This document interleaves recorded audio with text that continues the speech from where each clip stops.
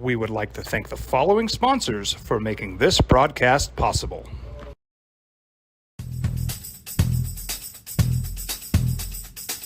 International Protective Services is a proud supporter of ProView Sports and New Mexico Youth Athletics.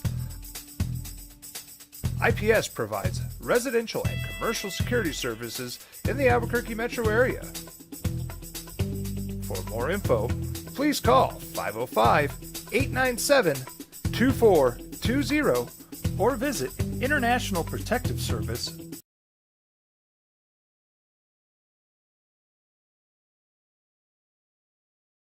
To see end in June, getting ready for the 4th of July weekend. You think things are quieting down a little bit. NBA draft behind us. Maybe there's some trades with free agency ahead, but there is a big day looming. There is a deadline at the end of this week, which could lead to a dramatic shift in college athletics, a dramatic shift for the Mountain West Conference. That is real. And the clock is ticking. There was notes back and forth, emails sent. Did this team resign? Give their formal notification that they're leaving the conference. Did they say, hey, we just wanted to have a conversation? Either way, there is a date that matters this week, an impactful day in the Mountain West Conference and college sports landscape. What it do? Welcome into the opening drive here on 95.9 FM, AM 610, The Sports Animal. JJ Buck, joined by Jeff Grammer from the Albuquerque Journal this morning, DC holding it down. And that date, that June 30th deadline, well, for San Diego State, if they want to leave the Mountain West Conference, they got to let them know, I'm sure by the end of business day, midnight Eastern time. That's usually what they like to go with on the East Coast, but probably maybe even Mountain Time, who knows, in the Mountain West, if they're going to stay or if they're going to go. Because after June 30th, their exit fee for the Mountain West Conference, well, that goes from $16 million, doubles up to what, $36 million. Why are we talking about that? Because it matters this week. The countdown is on. It is June 28th. There is a whole lot more fire than there is smoke with this story. And so not only is the question, is San Diego State going to stay or are they going to go? Even without a Pac-12 invite, do they say, hey, we're going to take this chance and leave now to try to save us some money? But what is your fantasy? Because we can play the what-if game. Looking forward, does the Mountain West Conference have some power in this situation? Is anyone else going to raid the Pac-12 conference? But first off, good morning, Mr. Jeff Grammer. How are you? I'm good, man. How are you doing? Doing good. So before we get into our fantasy of where you'd like to travel during conference play to cover, that's right, Lobo men's basketball, because that's how I look at these situations is, where do I want to travel for basketball games more so? How does it affect me? Than anything else? Right. Absolutely. Do you think San Diego State, with or without a Pac-12 invite at this moment, is still a member of the Mountain West Conference July 1st? I think they're gone. I certainly lean towards not only are they gone, I lean towards the league is probably at this point going to hold them to the letters that they wrote, that San Diego State's trying to have the best of both worlds to set up a legal argument on either side here with some of the letters they wrote. But I think the Mountain West knows that they're trying to leave and are such a viable candidate for either the Big 12 or the Pac-12, Pac-10 that I think the Mountain West at this point is going to hold them to the letter that said they were leaving, because a 30-day extension does the Mountain West no good. I do think that within the next year, even if the invite is Pac-12 in the next 4 days, I think, or 3 days rather, I do think that the Mountain West presidents and athletic directors understand that it is highly unlikely that the Pac-12 doesn't invite San Diego State at this time. So, yeah, I think the 2023-24 upcoming academic or sports calendar is the last that the San Diego State Aztecs will be in the Mountain West. It's definitely going to be interesting come football media days, July 19th and 20th in Las Vegas, because that decision will be made then by San Diego State. So now, what's the future hold? Because I think a lot of people, well, they're speculating. Last week we were talking about Paul Feinbaum, the Mouse of the South, saying the Pac-12 is dead. Is Colorado flirting with the Big 12 at this point in time? But the Pac-12, despite their struggles with the media rights deal right now, they still have the brand. and the Yeah. brand name can matter. Absolutely. And the Pac-12, I don't think is going to fall apart. So the fantasy for me, I said, what's your fantasy? Well, it would be the Mountain West potentially merging with the remaining schools in the Pac-12. If Colorado goes to the Big 12, if Oregon and Washington somehow get their way, maybe go to the Big 10, joining USC and UCLA, then you could have, there's actually a conference that's called this, like the Mountain Pacific That's right. Conference. And that would be my fantasy, and have a mega league in the Mountain Time Zone in the Pacific to try to rival the other super leagues that we're seeing, 16 plus team leagues. That would be my outright fantasy. But the reality of it is then the Pac-12 would probably end up poaching who they wanted. Right. And that would start, I don't know, would Boise State be in there? Colorado State? What is the reality of the situation? So if you get past your fantasy of seeing this mega league, in my opinion, on the West Coast, what is a realistic situation for the Mountain West? Do they then see their teams rated by the Pac-12? What does the Pac-12 do? Is Oregon hold on? Because these are legitimate things. In the next 2 days, we're going to find out if San Diego State is in or out. And Jeff, you are not alone. People are saying, hey, regardless of the invite right now, that's actually going to say, thanks, this will be our last season. So where I'm at with, first of all, the mega league kind of comment you made, while I don't see that happening with the Pac-12 and Mountain West, you can't take it off the table, because for those that remember 24, 25 years ago, the Mountain West formed when the WAC Super Conference kind of didn't work, and a bunch of the members branched off to create a startup league, the Mountain West. Like the mega complex or conference rather setup is what the Big Ten's going towards. The ACC wants to be. The SEC certainly is at this point. I just don't know if the TV rights media, the media rights numbers are there out west right now. Now, if they are, I almost wonder if the Mountain West isn't about to be in a more stable position than the Pac-12. If the Pac-12 does indeed lose, obviously it's losing USC and UCLA, and there are rumors now that Colorado's pretty far down the road with possibly rejoining the Big 12, which it was once a part of. If that happens, the Arizona schools will certainly look towards the Big 12 if that's a possibility. Utah as well. Oregon may still be going somewhere. They may still end up in the Big 10 with the coast-to-coast conference that the Big 10 might be creating. If all that happens, the Pac-12 isn't on any kind of stable ground at all, and the Mountain West would be. The Mountain West already has an existing TV deal with CBS Sports and Fox Sports. So I actually wonder if the Mountain West wouldn't be the more stable one that can then pick and choose which Pac-12 teams it wants.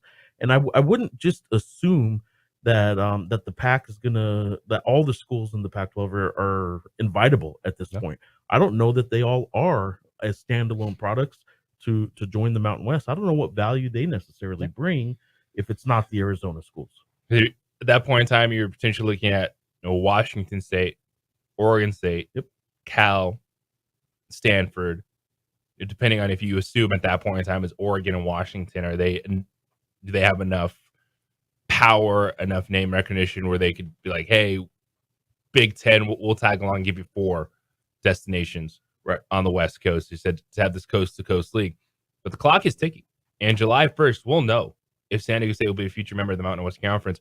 And Symbieta and I, we were talking about this last week, and we both, for the first time in this conversation, were echoing what you just said, Jeff, and that is, this is the first time that I have confidence in the Mountain West Conference that one move isn't going to destroy the whole conference, that it won't be a domino effect. Do these other schools want to move to a power conference? Absolutely. I know Boise State would love to be in the Big 12. Fresno State, if Pac-12 got desperate and started inviting, yes, they'd want to move. But together, even without San Diego State, there is a solid base for this conference, media right deals on big platforms. And I still think basketball matters. Maybe I'm a little bit jaded because it's such a big part of what I do. Of course, Jeff Grammer, Albuquerque Journal, main job, and you're the beat writer for the Lobo men's basketball team. I know college football drives the bus. Football is about the media rights deal. But I still think basketball matters. And the fact that the Mountain West has good basketball programs, that still would have programs in New Mexico, in Boise State. There's consistency there. UNLV has the opportunity to be a top 3, top 4 team in this conference. I even think that inviting non-football schools could be on the table for the Mountain West Conference. Remember, the new commissioner of the Mountain West came from the West Coast Conference, which has some viable candidates for basketball only. Don't know that Gonzaga is necessarily interested, but everybody, again, everything's sort of on the table at this point, right? I will say that Mountain West schools that always come up in conversation about maybe they're gone, maybe they're gone. San Diego State is the most valuable piece of the puzzle right now because of geography, because of success within the league. And if they leave, it will hurt the Mountain West, but it won't hurt the Mountain West to the point that they will be forced into just adding other teams. I know that's a big conversation starter. There's a lot of articles you can find on blogs or different posts on the internet right now about who should they add if San Diego State leaves. The reality is right now, if San Diego State leaves and nothing else happens, if there isn't more movement, I don't know that they should add another mouth to feed, if you will. The pie isn't getting any larger. The media rights deal for the Mountain West is the same amount of money, and the schools don't want to make their share a little bit smaller by adding another school just for the sake of doing it. It better add value to the media rights deal, and I don't know who does at this point. Yeah, at that point in time, they'd be 11 football, right? Because Hawaii is a football playing member in the Mountain West Conference. Go down to 10 basketball. We can ask you, what is your fantasy? Because the clock is ticking. There's a real live deadline on that decision, not just some notes back and forth, what message boards want to see. Come July 1st, will we be talking about the last season of San Diego State in the Mountain West Conference? And what would you like to see as a fan? Do you trust the Mountain West to be a stable league, even without San Diego State and everything that they've brought to the table, the hype of going to the national championship game in basketball and being a consistent player in football? 505-246-0610. That is a 377 Brewery hotline this morning. You can also send your text there. Give us your fantasy, but also yes or no. Are you done with San Diego State in terms of, do you believe that they will indeed leave the Mountain West Conference? And then what does the future hold for the conference? Your future is bright, though. Definitely around the Lobo men's basketball team. And coming up this morning, 8:30, Braden Appelhans, the redshirt freshman to be, is going to join us here on the opening drive. We're talking about a kid that got in the rotation as a true freshman, earned minutes on this team, hurt his thumb, had season-ending thumb surgery in January. But when college basketball is about getting old and staying old, there's definitely a role for Braden Appelhans on this Lobo men's basketball team. So excited to talk with Braden coming up at 8:30 this morning. There is news coming from New Mexico State regarding the lawsuit, the allegations, the hazing, the assaults. What decision was made? We'll tell you about that next. It is the opening drive here on 95.9 FM, AM 610, the Sports Animal. Makes a little sports analysis. We would like to thank the following sponsors for making this broadcast possible. We fight the battles no one hears about. We drop into the middle of firefights to rescue others. And act as one-man air traffic control towers. We're the ones who go before all others.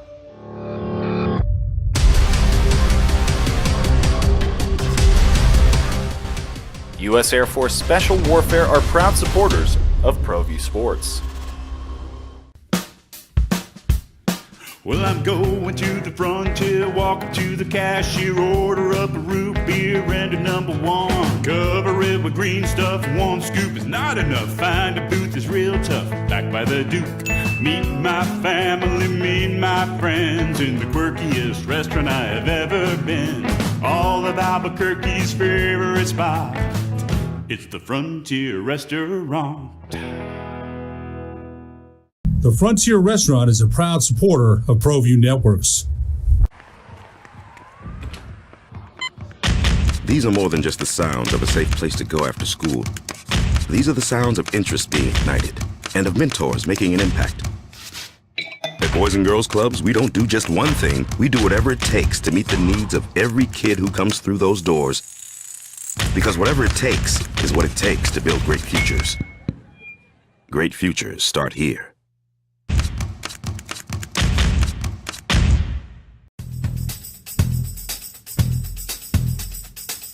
International Protective Services is a proud supporter of ProView Sports and New Mexico Youth Athletics.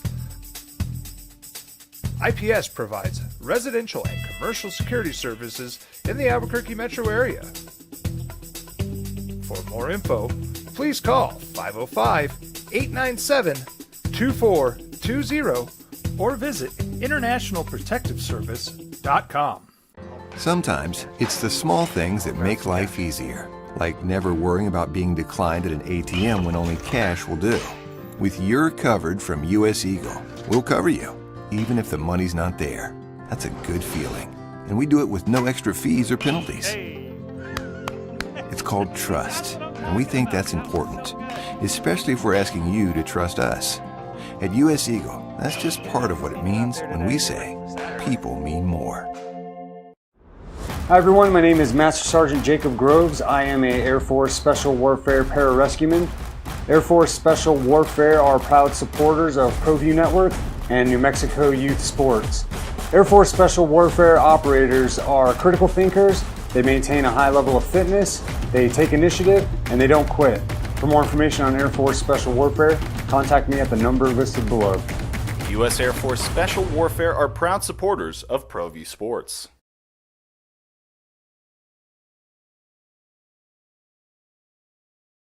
We would like to thank the following sponsors for making this broadcast possible.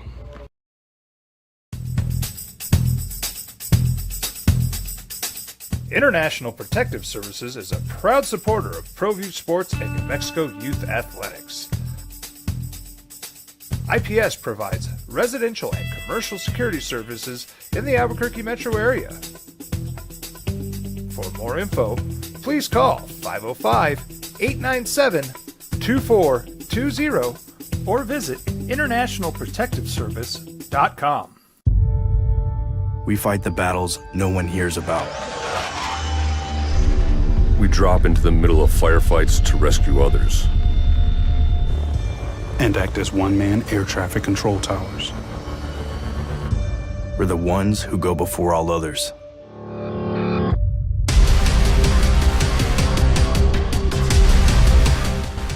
U.S. Air Force Special Warfare are proud supporters of ProView Sports. Hi everyone, my name is Master Sergeant Jacob Groves. I am a Air Force Special Warfare Pararescueman. Air Force Special Warfare are proud supporters of ProView Network and New Mexico Youth Sports. Air Force Special Warfare operators are critical thinkers, they maintain a high level of fitness, they take initiative, and they don't quit. For more information on Air Force Special Warfare, contact me at the number listed below. U.S. Air Force Special Warfare are proud supporters of ProView Sports. Check it out. What is it? It's a time machine, bro. I could jump into the future and get my paycheck early. I already get my paycheck early at US Eagle. Get your paycheck up to 2 days early with US Eagle Early Payday. Now's a great time to have your checking with US Eagle. Time machine. Your girlfriend breaks up with you in 22 hours, 53 minutes. Wait, what? Seth?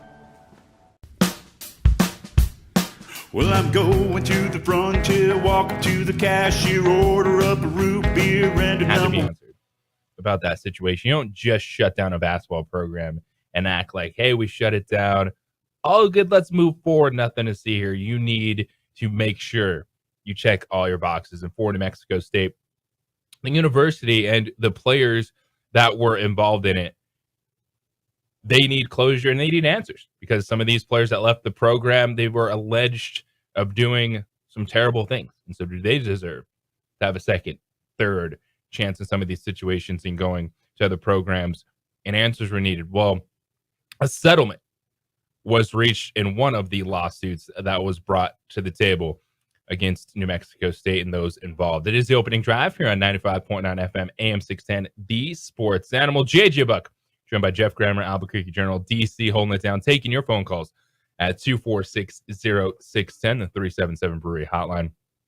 But news coming out, New Mexico State University has reached a settlement in the lawsuit over the hazing allegations with the men's basketball program that led to the cancellation of the season last year. This suit was brought by William Benjamin, the former NMSU player. Of course, his son Deuce was on the team, and Deuce Benjamin and Shaq Odonowu were two of those players on the NMSU basketball team. And in the lawsuit that alleged that they were repeatedly hazed by 3 older players in this situation, about a settlement between New Mexico State and William Benjamin in this situation. Well, it solves this one. And Jeff, as we know, in settlements, you're signing agreements and you're signing, non-disclosures, things like that of, all right, here is the settlement. Well, what does this mean moving forward? Because I know a question for a lot of people was when we heard the type of hazing allegations, potential sexual assault allegations, in that people are wondering, are there criminal charges around the corner? From what you know of this settlement, and what's been, of course, reported by one of your colleagues in the Albuquerque Journal, the story I'm reading this morning, what does this mean? Is this situation done for New Mexico State and those involved? There's a lot of ways to go with that answer. First of all, obviously the real obvious answer is that the civil part of this, the financial aspect of this, is over. We don't yet know the details of that.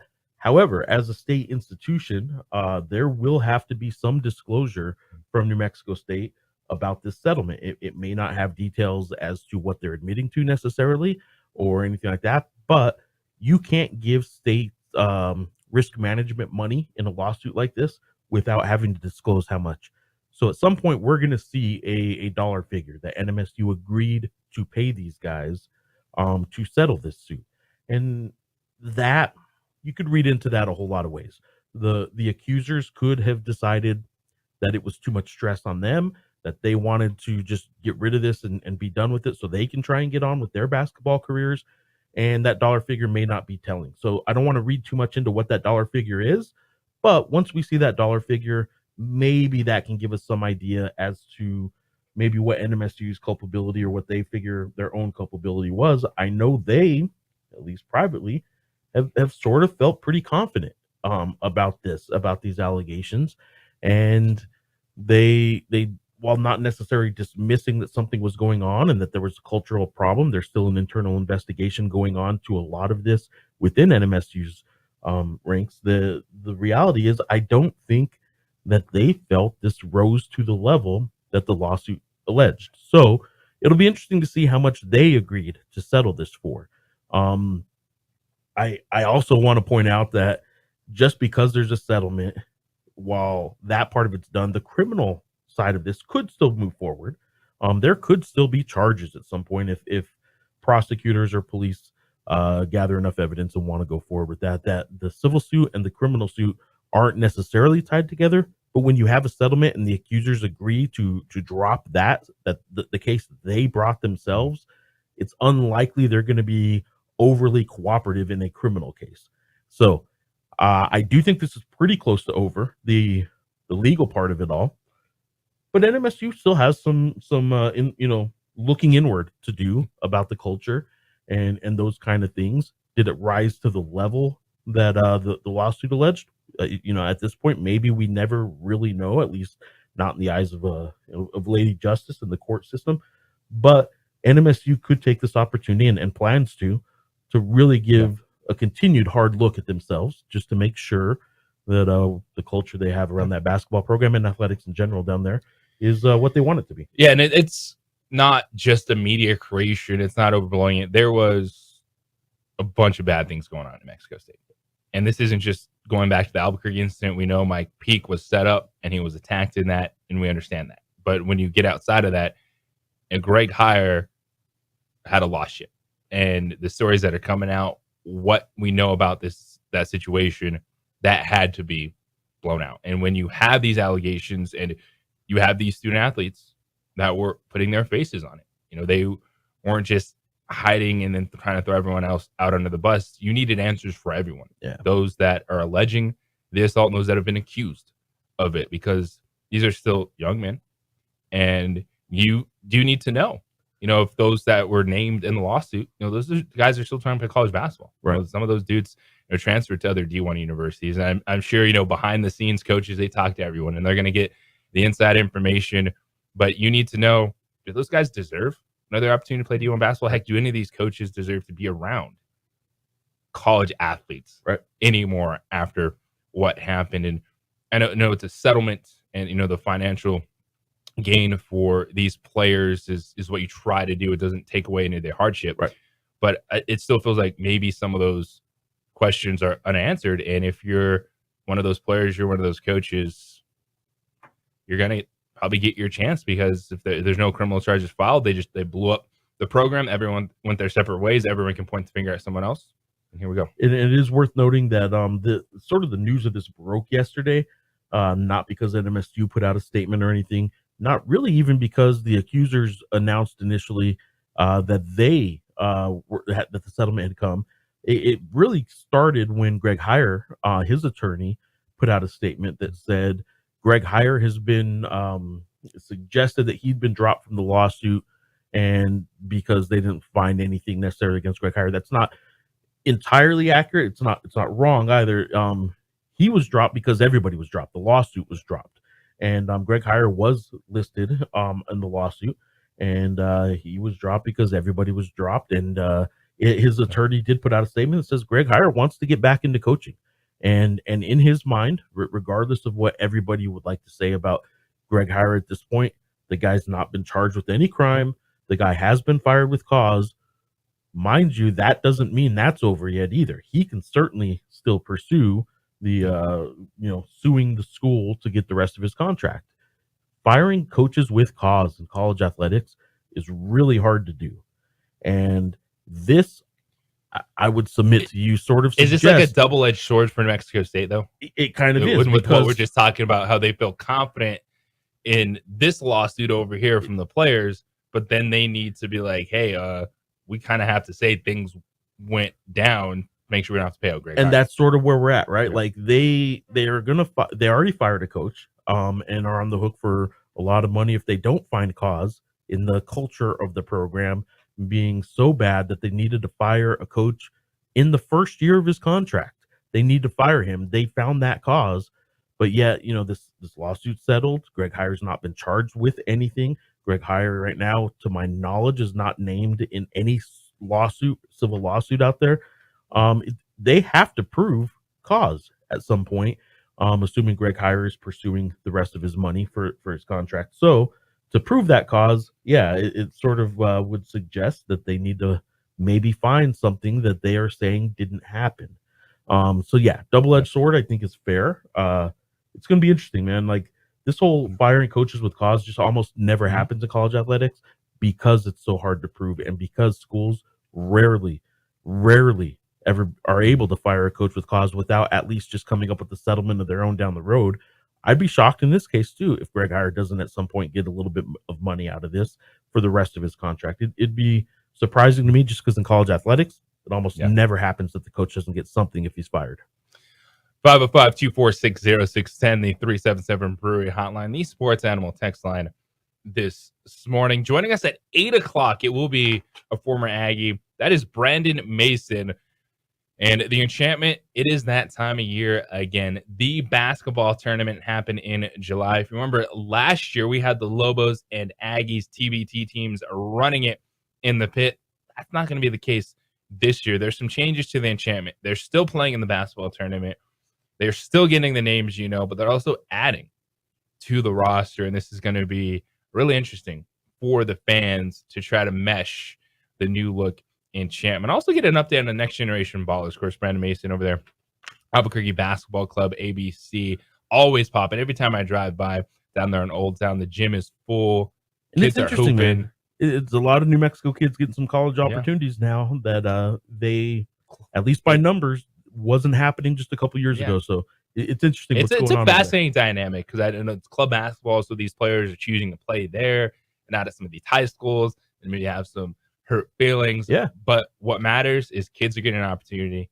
Kids are hooping, and Brandon Mason going to join us at 8 a.m. Coming up next, he makes you a better man. Can he turn water into wine? Well, it's time for the preacher to go on a revenge tour in the NFL. It is the opening drive here on 95.9 FM, AM 610, the Sports Animal. Lomas and Tramway Boulevard. We would like to thank the following sponsors for making this broadcast possible. As a mom, I try to make the best choices for my family and our health. That's why I choose Western Sky Community Care. It's a Medicaid plan with quality health coverage and special benefits like Boys and Girls Club membership credit, additional dental benefits, and wellness and support programs. I decide which Medicaid plan is right for us. I choose Western Sky Community Care. Learn more about Western Sky Community Care by visiting discoverwesternsky.com today. Don't sacrifice quality and flavor when you're in a hurry. Golden Pride offers ribs, fried chicken, green and red chili breakfast burritos, and Frontier Cinnabons. 4 great locations, or visit us online at goldenpride@abq.com. Golden Pride Barbecue Chicken and Ribs, proud supporter of ProView Sports Network.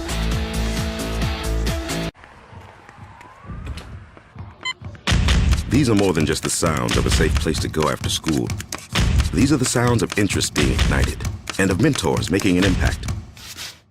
At Boys and Girls Clubs, we don't do just one thing. We do whatever it takes to meet the needs of every kid who comes through those doors. Because whatever it takes is what it takes to build great futures. Great futures start here. We would like to thank the following sponsors for making this broadcast possible. Everguard Roofing and Solar. For nearly 20 years, Everguard Roofing and Solar has been working with New Mexicans to enhance their homes and businesses. For all your roofing and solar needs in New Mexico, call 505-821-9543.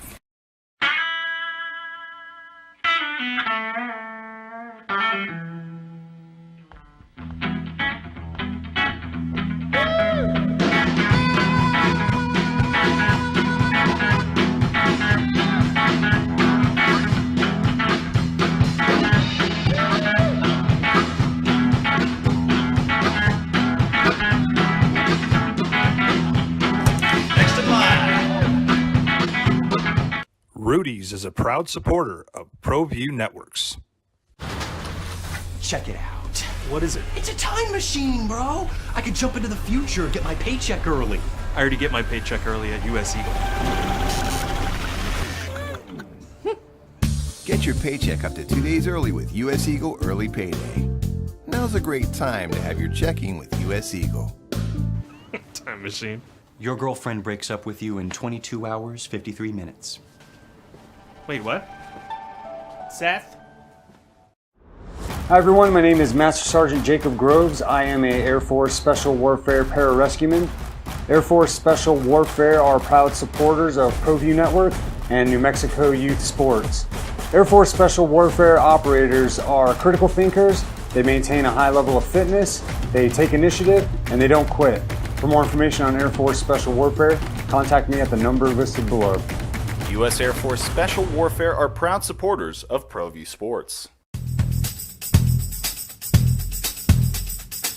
International Protective Services is a proud supporter of ProView Sports and New Mexico Youth Athletics. IPS provides residential and commercial security services in the Albuquerque metro area. For more info, please call 505-897-2420 or visit internationalprotectiveservice.com. We fight the battles no one hears about. We drop into the middle of firefights to rescue others. And act as one-man air traffic control towers. We're the ones who go before all others.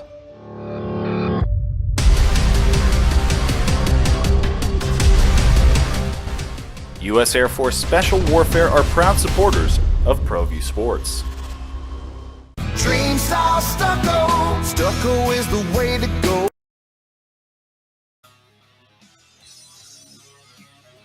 I knew once you signed.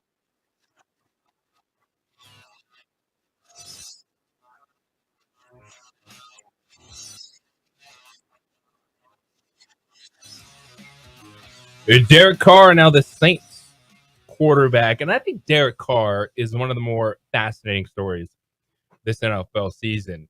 Good, but not great. But is he in the best position he's been in his career? Not necessarily because the Saints are world beaters. It's because, well, they could win the NFC South pretty easily. If you look last season, what Tom Brady and the Buccaneers did, they were division champs at 8-9 overall, but 4-2 in their division. And the NFC South is gettable. And I think Derek Carr, though, he's the nice guy. I don't think anyone dislikes Derek Carr. Yo, is he really that good? I don't know. Oh, Derek Carr is kind of the average quarterback in the NFL. I think it's time for Derek Carr to get a little nasty. I think it's time for Derek Carr to go on a bit of a revenge tour in the NFL, and he is set up to do that with the New Orleans Saints. The opening drive here on 95.9 FM, AM 610, The Sports Animal. The JJ Buck, Jeff Grammer, Albuquerque Journal, DC, with us this morning. And, Derek Carr, you're not going to find someone that has a bad word to say about him. Saints wide receiver Garrett Olave going into his second season. He was on the Jim Rome show on Monday, and he said that he loves Derek Carr as a person. He said, quote, he's a great leader on and off the field. That's what you ask for as a receiver, a young receiver. And then he added, but him just being there for me off the field, even on the field, I feel like he's helped me a lot, and it's helping us build our chemistry. Now look at Derek Carr. All right, his time with the Raiders, he was 63-79 overall, completing 64% of his passes and 142 career games, 217 touchdowns, 99 interceptions. Valued about a guy that has 33 game-winning drives, just 16-16 the last 2 years. But it's been a bit of a bleep show in Las Vegas. John Gruden stuff, Henry Ruggs, Josh McDaniels coming in, trying to reset everything. So I think we have all properly rated Derek Carr. And I think when you combine the division, the state of the NFC, I'm getting higher and higher on the New Orleans Saints because I do not think that the Saints are far off. I think the Saints are right there with the Seattle Seahawks. And I everyone loved Geno Smith, Pete Carroll, what they did. That was a 9-win football team last year. If you're looking at Seattle, the New York Giants, teams like that, and the Saints actually have a leg up on those squads because they should be division favorites. Do you think, Mr. Jeff Kramer, Mr. San Francisco 49er over here, that the Saints are in a good position in a open NFC outside of the top two teams that we look at as the dominant factors, the Eagles and the 49ers? Yeah, and I did pull up some Super Bowl odds here just to see what the Vegas odds makers are saying. And yeah, I mean, I think if you look outside of the Eagles and outside of the 49ers, because the public is always going to be there, that the Cowboys are going to kind of be that next tier on the betting favorites. And I shouldn't just say it because of the public. The Cowboys do have a really good team, obviously. But yeah, I think that if you look outside of the 49ers and Eagles in the NFC, why can't the Saints put things together? They do have a quarterback that by no means is great, but by no means is bad. He's a pretty good quarterback. You have a pretty good quarterback, you get solid play out of that position in this league, and you have a really good chance of making a run. So yeah, I think the Saints could make a little bit of a run. Now, that said, Derek Carr's had a whole lot of opportunities in his career to make really good runs. He's put up good numbers. He certainly looks the part, and I consider him to be a really good quarterback, just not a great one. But he hasn't yet proven that he can be that guy that takes a team to that next level, right? So I think the Saints are probably pretty properly rated. I don't say underrated. I don't say overrated. I think they're in that next tier, and there's no reason you should suggest they should be in the top tier or maybe even that second tier. I think that they are probably as good as you can get in the third tier of the NFC. And I'm running DC. We've watched a lot of Derek Carr, where's he coming down from the Denver market, watching the Broncos, watching the AFC West. I kind of get the sense that this season we could see the Saints being like the Vikings of last year. That schedule is favorable. You look at what they start with. That's right. Tennessee, Carolina, Green Bay, Tampa Bay, New England, Houston, Jacksonville, Indianapolis, Chicago, Minnesota in the first 10 weeks. That is a gettable schedule for the New Orleans Saints. And I feel like we could be looking at a double-digit win team that the public will have a hard time buying into. I think We'll get DC in here in a second. I think too that just going back to this list of the Super Bowl odds, the top tier, as we mentioned, 49ers, Eagles. That next tier they have the Cowboys and Lions kind of lumped in together in the NFC. But after that, I do think the Saints are right there. The Saints and Seahawks both, I think, have question marks because while people are confident in their quarterback, nobody thinks their quarterback's really going to be a Pro Bowl. Well, everybody makes the Pro Bowl now, actually. So they don't think they're going to be MVP candidate type quarterbacks, but because they have good, solid play at their quarterback spot, a lot of people think those two teams will be in the running for division titles, playoffs for sure. And the Saints, what puts them ahead is the division, and they have that opportunity in the NFC South. You're looking at Tampa Bay is going to be starting Baker Mayfield. Are they going to get enough out of the veterans on that roster that made the run the last couple of years? You still have Mike Evans or Chris Godwin on the outside. They had some young defensive players that were pretty darn good, that core, when they won the Super Bowl with Tom Brady. But then we have Desmond Ridder and the Falcons are transitioning. I like the offense. Bijan Robinson, the rookie running back, in there. And then Carolina, it's Bryce Young, number 1 overall pick. And you can definitely have your highs and your lows with a rookie quarterback starting the season. So the New Orleans Saints are in a really good spot. And I think that this is the best opportunity. Does it mean that, as you're talking about, is Derek Carr going to go to a completely different level? No, but I think that Derek Carr in the NFC, in that division where he doesn't have to go out and beat Patrick Mahomes, duel with Justin Herbert. Yeah. What a in that division. Yeah. Like, this is a chance too for him to show. Yeah, he's got a little bit of an edge to him because Derek Carr has been the good soldier the entire time. He was the face of that franchise. And it is business. And you get benched at the end, that happens. Now, the reported stuff about the Raiders maybe not letting him into the facility, it feels like, all right, maybe you're going a little too far. Making his wife cry? There at the end. And you made his wife cry. And so will we see Derek Carr with a little bit of an edge? I think the Saints are a team to pay attention to, but are they Minnesota 2.0? And you wanted to buy into Minnesota last year. Like, they won 13 games. When are we going to give them credit? Buy into them. And then what do? They go out there and they lose at home in the playoffs to the New York Giants. I'm thinking the Saints right now have a chance to, like you said, that schedule. If at the midway point of next season, the Saints, are basically one of the top 3 record-wise teams, top 2 or 3 record-wise teams in the NFC, they probably ride that out. And it's interesting. I think because of that division and because of that schedule, they're going to be in the running. But then you start questioning, okay, are they for real? Are they for real? I'll take that question, anytime. Like, you can keep questioning all the way. Get there with the home game. That's possible. Yeah. You get there with the home game, and then you take your chances. So I think they're in a really good position. There's some value there for those who like putting some money down, and this is coming from a guy who can't win a bet for anything. I do Flip think a coin, right? Yeah, the Saints. Yeah, the Saints have some value to them a little bit if you're into that kind of thing. And I think though that Carr is, like I already said, he is what he is. I don't think he's going to lead them to a Super Bowl, but he's not going to be the reason they don't make the playoffs.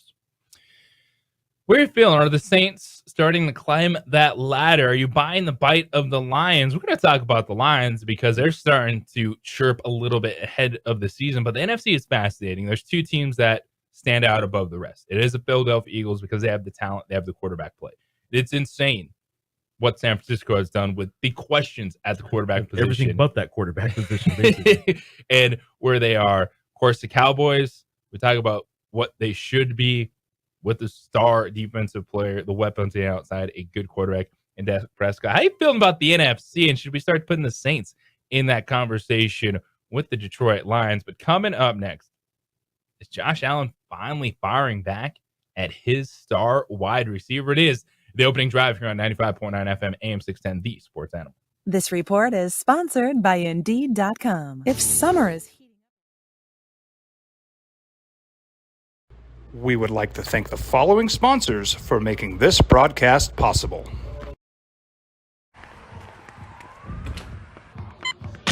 These are more than just the sound of a safe place to go after school. These are the sounds of interest being ignited and of mentors making an impact. At Boys and Girls Clubs, we don't do just one thing. We do whatever it takes to meet the needs of every kid who comes through those doors Because whatever it takes is what it takes to build great futures.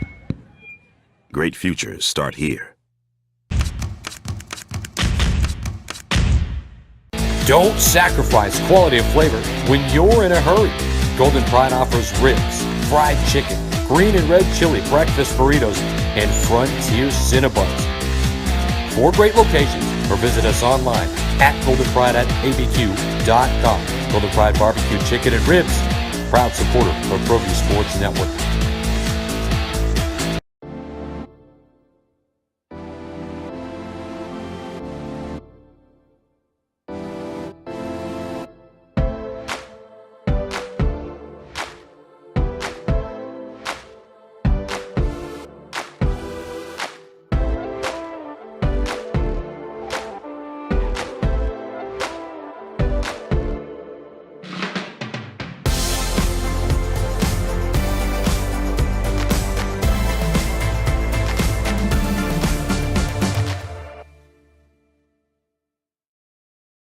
We would like to thank the following sponsors for making this broadcast possible. For your business or your home, Valley Fence stands alone. We're number 1 in New Mexico for a reason. It's the best fence you can own.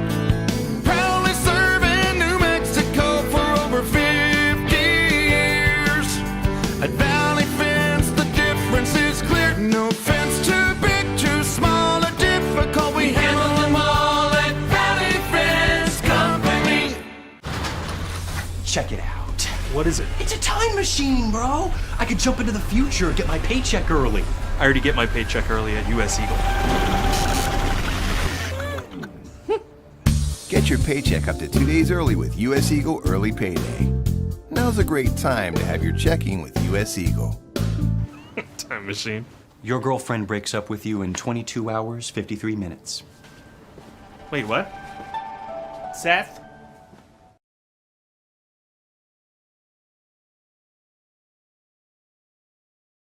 We would like to thank the following sponsors for making this broadcast possible. We fight the battles no one hears about.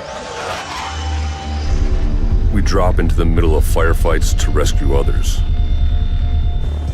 And act as one-man air traffic control towers. We're the ones who go before all others.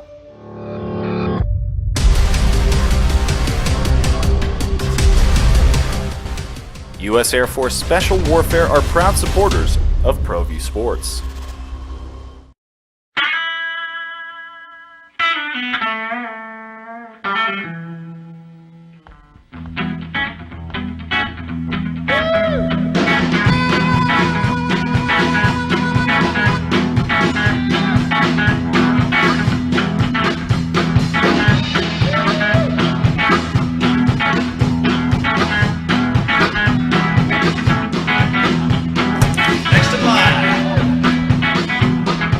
Rudy's is a proud supporter of ProView Networks. International Protective Services is a proud supporter of ProView Sports and New Mexico Youth Athletics. IPS provides residential and commercial security services in the Albuquerque metro area. For more info, please call 505-897-2420 or visit internationalprotectiveservice.com. As a mom, I try to make the best choices for my family and our health. That's why I choose Western Sky Community Care. It's a Medicaid plan with quality health coverage and special benefits like Boys and Girls Club membership credit, additional dental benefits, and wellness and support programs. I decide which Medicaid plan is right for us. I choose Western Sky Community Care. Learn more about Western Sky Community Care by visiting discoverwesternsky.com today. Sometimes it's the small things that make life easier, like never worrying about being declined at an ATM when only cash will do. With You're Covered from US Eagle, we'll cover you, even if the money's not there. That's a good feeling. And we do it with no extra fees or penalties. It's called trust, and we think that's important, especially if we're asking you to trust us. At US Eagle, that's just part of what it means when we say people mean more. Hi everyone, my name is Master Sergeant Jacob Groves. I am a Air Force Special Warfare Pararescueman. Air Force Special Warfare are proud supporters of ProView Network and New Mexico Youth Sports. Air Force Special Warfare operators are critical thinkers. They maintain a high level of fitness, they take initiative, and they don't quit. For more information on Air Force Special Warfare, contact me at the number listed below. U.S. Air Force Special Warfare are proud supporters of ProView Sports. Contender. It's opening drive here on 95.9 FM, AM 610, The Sports Animal. JJ Buck, Jeff Grammer from the Albuquerque Journal, DC, taking your phone calls. 505-246-0610-377 Brewery hotline. So we've heard about the Stephon Diggs situation. Was he there? Non-excused absence. It was excused, practicing this and that. A lot of he said in this, from Robert Griffin III to get involved, saying Josh Allen needs to mend the fences. What is upsetting Stephon Diggs? Because the numbers the last 2 years back it up. He is by far the number one target for Josh Allen. Targets, receptions, yards, touchdown. He is the focal point of the Bills' offense. And was it really just one drive in a bad playoff game for the Bills? A 10-play drive where Stephon Diggs only got targeted once. Josh Allen ended up throwing an interception. That was the difference that frustrated Stephon Diggs. Well, Josh Allen, he just wants players that are there. Via Elena Getzenberg of ESPN, Josh Allen said, quote, "I've loved what I've seen from Trent Sherfield, a new wide receiver so far. The dude works extremely hard. He's one of the hardest working guys on the team. Doesn't complain about anything. He's rolling right now." End quote. Josh Allen, shots fired. He's letting his frustration boil over because, Jeff, this is a situation, like, figure it out because you are still a top contender in the AFC. So Josh Allen's pulling the San Diego State here, I think. I think he's kind of trying to play it, have it both ways, right? There's nothing wrong with complimenting a new receiver. There's nothing wrong with saying, like, he doesn't complain about anything and all the things he said in a vacuum. There's nothing wrong with saying all that. In this world, or in this moment, I should say, for the Buffalo Bills, though, he had to have known, or he should have known how those comments that would come last across. word, or that last sentence there, doesn't complain about anything. Yeah, that's a targeted shot. Yeah, at his teammate. Yeah, and even if it wasn't, you need to be better. You need to understand. Like, that's why I was kind of telling you in the break. Like, I don't know if I like it, but part of the role of a quarterback and part of the reason they get so much credit, disproportionately so in my opinion, but part of the reason they do get that credit for every time a team is successful is because part of their job is to keep a team together, right? And if in fact Diggs is upset that in a game last year in which he was targeted 10 times, but he was only targeted once on a very key drive, if that's what he's mad about and he was complaining on the sideline, guess what? There's not really a history in my recollection of the wide receiver on any NFL team being the reason that a team had really high chemistry or wide receivers do that. You have to understand that. And you may not like it, but the quarterback's role is to try and find a way to build the bridge between him and the wide receiver, not expect the receiver to build the bridge back to him. So Josh Allen has to understand his role as a quarterback is to probably not, squirt a little lighter fluid in the barbecue grill right now. He probably should try and mend this, even if he's not at fault. Like, I get it. Like, Stephon Diggs may be a diva right now, diva wide receiver. He may be in the wrong. Josh Allen, this is part of your job as a hundreds of $1 million kind of quarterback and an MVP candidate, is to try and figure out what's best for the team right now. It's probably not you saying things like that about Trent Sherfield. Yeah, this was at the beginning. Go back a couple weeks. Josh Allen was saying the right things, towing the company line. Relationship's good with Stephon Diggs. Of course, want him here. Maybe there are things I could have done better. That's what he was saying at the beginning. And now, like, this is one, like, a comment like that about a new wide receiver on the team is him taking a shot. And there's still time for these guys to get back on the same page. Week 1, Josh Allen takes that snap, hits Stephon Diggs. You look down, 8 receptions, 97 yards, 2 touchdowns week 1. That is still a possibility. But you want to make sure that you maximize this window. And I think Buffalo with Josh Allen, they got an extended window to compete, even in the AFC. But you look at this team as constructed, Stephon Diggs, when Von Miller comes back, they invested a lot in the older players to attack right now. They'll get back on the same page. But it's one thing, like, I'm right there with you, Jeff. Like, there's certain things that quarterbacks have to do. They have to take it. There's two positions, the head coach and quarterback. Yeah. That we talk about win-loss record associated with them. But I also like it just because it's a little shot across the bow of like, all right, Steph, you got RG3 talking. You got all your people in your corner. How about RG3, by the way? His ascension to, like, somewhat mainstream, like, reporter and analyst at some point kind of caught me off guard. I didn't see that coming. Now all of a sudden he's actually kind of a player in the media world. He's a player. And now they have the same agent too, I know. Yes. That Josh Allen is firing back, because don't forget, just because of this drama, the Bills, they won 13 games last year. They were the number 2 seed in the AFC. They lost those 3 games by a combined 8 points. They are still a dominant force in the AFC, but a little back and forth. It can be fun in the offseason, but you got to figure out quickly to get back in contention. Coming up next, ratings boost. We're talking Coach B. Mace. Brandon Mason is going to join us, talk about the Enchantment. They're running it back in the basketball tournament again. Now it's going to be in Lubbock, but what is the roster looking like? And it's some big changes to the roster, so how the fans going to deal with it. That is next here on The Sports Animal.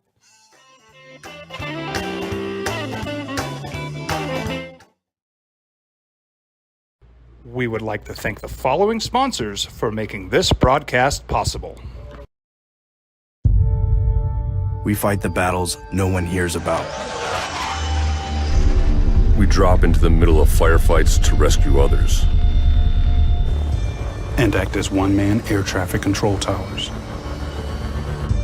We're the ones who go before all others.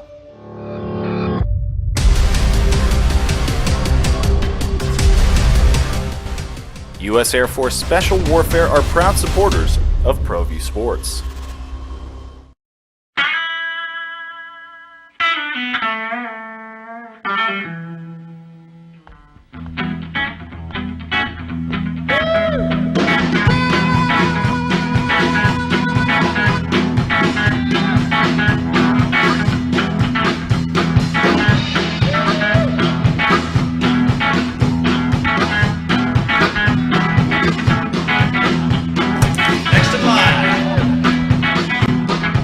Rudy's is a proud supporter of ProView Networks.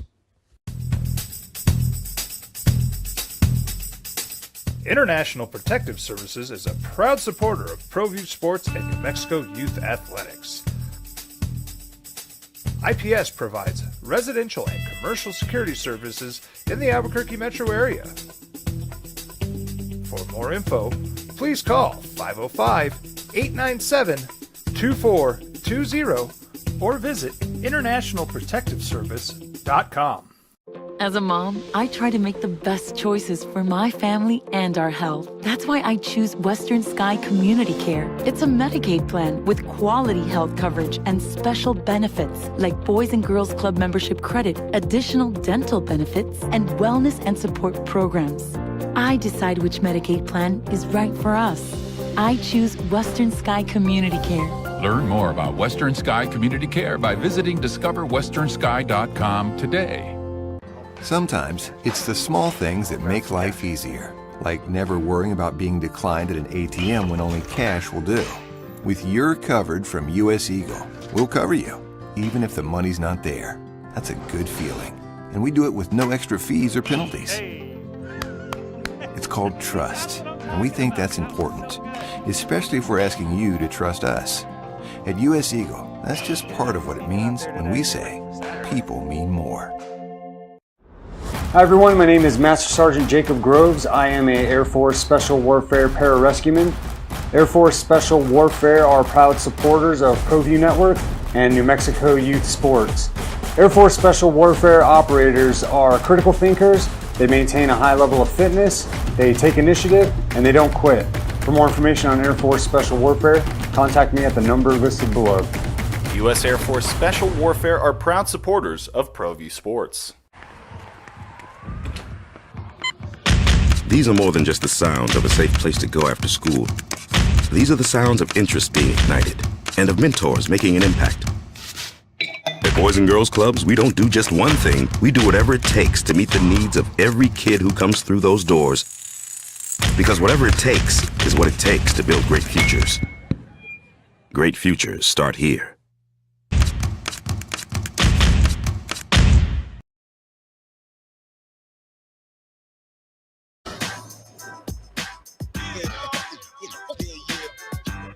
Now, voted the best sports show in New Mexico for 5 years running. It's the OD in the AM with 3-time New Mexico Sportscaster of the Year, Jeff Symbieta and JJ Bond. Well, you get something. I don't know 3 times what. JJ Buck, Jeff Kramer, Albuquerque Journal with you here on the opening drive. And our next guest, member of the 1,000 Point Club at New Mexico State. And he did it in 4 years. Dude's out there getting 5-6 years these days trying to get their points in college basketball, but he also played pro overseas in state. Remember the Albuquerque T-Birds? I know you do, but coaching is what it is all about for our next guest from Las Cruces to Albuquerque, Brandon Mason, rocking with the next generation, of course, running it back with the enchantment in the basketball tournament. And Brandon Mason joins us on the Sports Animal. B Mace, what's up, man? How you doing? What's up? How you guys doing? Doing good, man. So you're running it back again. The enchantment TBT. Is it harder or easier to get guys on board these days with kind of the expectations growing with what you guys have been doing? Yeah, you know what? Year by year, it's gotten a little easier, but we're just trying to put the right pieces together that would mesh together. You know, you want to have some of the veterans and then some of the younger guys as well. So we try to find a mix, but it is getting easier. Guys are reaching out and want to be a part of it. So, that's a good thing. Whereas the basketball tournament, fans here in Albuquerque got a taste of it in person last year at the Pit the Winner Take All $1 million tournament. How has your process been when you wanted to get involved, when you guys started putting this roster together? Has it played out how you would thought, just in terms of the tournament, the expectations, and just the intensity that you get from these guys when they're playing? Yeah, the guys are really they take it extremely serious. Training camp is serious. Of course, they're excited to see each other because some of them are former teammates and things like that. But they all are trying to compete to win. They all want to win the $1 million. They all want a shot at really doing something special. And the first thing I do here is it was good to come back and play in the Pit, of course, but they want to come represent the university or the state or what have you. So it's like once you played 4 years for your university or what have you, you get a chance to come back and represent your school in another fashion. So I think it's actually a good opportunity for them to just keep that going, especially in the summer when there's not a lot going on. All right, Brandon, this is Jeff. Enough of the softball questions here. I'm about to hit you hard now. Look, the reality is, yesterday you guys add Johnny McCants to the Enchantment, and people know the Enchantment from last year as the UNM alumni team, and I think that is officially what it's listed as on the TBT website. But for those that don't know, and I know I put something on Twitter about it yesterday, when you first started this TBT, going down this TBT path, Enchantment had some Aggies on the original roster, and then they kind of fell off, weren't able to play that first year. But this was supposed to be a New Mexico team, not a UNM team, but a New Mexico sort of team. And this year's roster looks the part more than any because it has the Bam Force, the Cunninghams, stuff like that, but also some Aggies and Lobos. So the history of the Enchantment is that it wasn't a UNM Lobo alumni team. Is that correct? Yeah, from year one, that was the vision. We wanted to bring UNM and New Mexico State kind of together. So, I was talking to Jonathan Gibson, Wendell McKinnis, guys like that, to try to bring them together with some Lobos. And we were just trying to keep the right number of Lobos so we could still be, like a UNM, like Lobo alumni kind of deal, and then add pieces as well. And so, with us having, former Lobo coaches, former Lobo players, a few former Aggie players, it kind of, I felt like this was perfect timing to bring that back to fruition and play together. And the guys thought it was a good idea and represent the state. And, of course, Scott Banforth, Christian Cunningham. We haven't released BJ West's name, but he scored 18 points and 10 rebounds against us in the pit in game 1 last year. So he would be a good addition to go along with Johnny McCants. So I think we're heading in the right direction, and all the guys in the group chat are excited to play together. We were missing Darrington Hobson last year as well, who's going to play a big role for us. How is that group chat going? Are Aggies and Lobos getting along in the group chat for TBT? Man, it is. It's going pretty well. The welcome that Johnny McCants got to the group chat was a warm welcome. So well, Johnny played with these guys for the last decade, right? I mean, he was on, I think, 8 or 9 of those Aggie teams in a row. So, I think they all remember him. Yeah, no, they do. He I'm sure he was a fan favorite. And he's also from New Mexico, born and raised, which was huge for us in making that decision, let alone he's really good at the whole basketball thing, what he did in the NCAA tournament and things like that as well. I won't tell you it was very easy, like just asking him one time to play. It definitely didn't go like that. But, I'm glad he came around and saw the bigger picture and wanted to play, and he's excited. So we're excited to have him. Brandon Mason joining us on The Sports Animal, of course, Coach B. Mace running the Enchantment back this season, everything that's going on at ABC basketball with the next generation of young ballers. Now, the players getting on the same page, I can see how that ultimately would be easier because as you're talking about, B. Mace, these dudes can still ball. And Johnny McCants is going to be a great addition to this roster, and these guys want to win at basketball games. It's going to help them win. How do you get the fans on board? The Lobo and Aggie fans to support the Enchantment as a whole? The first time that I experienced Lobo fans and Aggie fans cheering for the same player was when I played for the Thunderbirds. And I'll never forget Lobo fans cheering for me after I made a basket or talking to me after games and saying, man, I remember you with the Aggies, and they would cheer for me. And I just knew that it was always possible. And so, we just have to find a way to, like on social media yesterday, we had a ton of positive comments, a ton of support. This is a great opportunity. This is awesome for the state, things like that. Of course, you do have one or two, comments that's like, you guys are crazy. But, we try to look at the positives. And that's the most important thing, and realize that, these guys are coming together to try to do something special. And I think that that's more the narrative that we would like to show.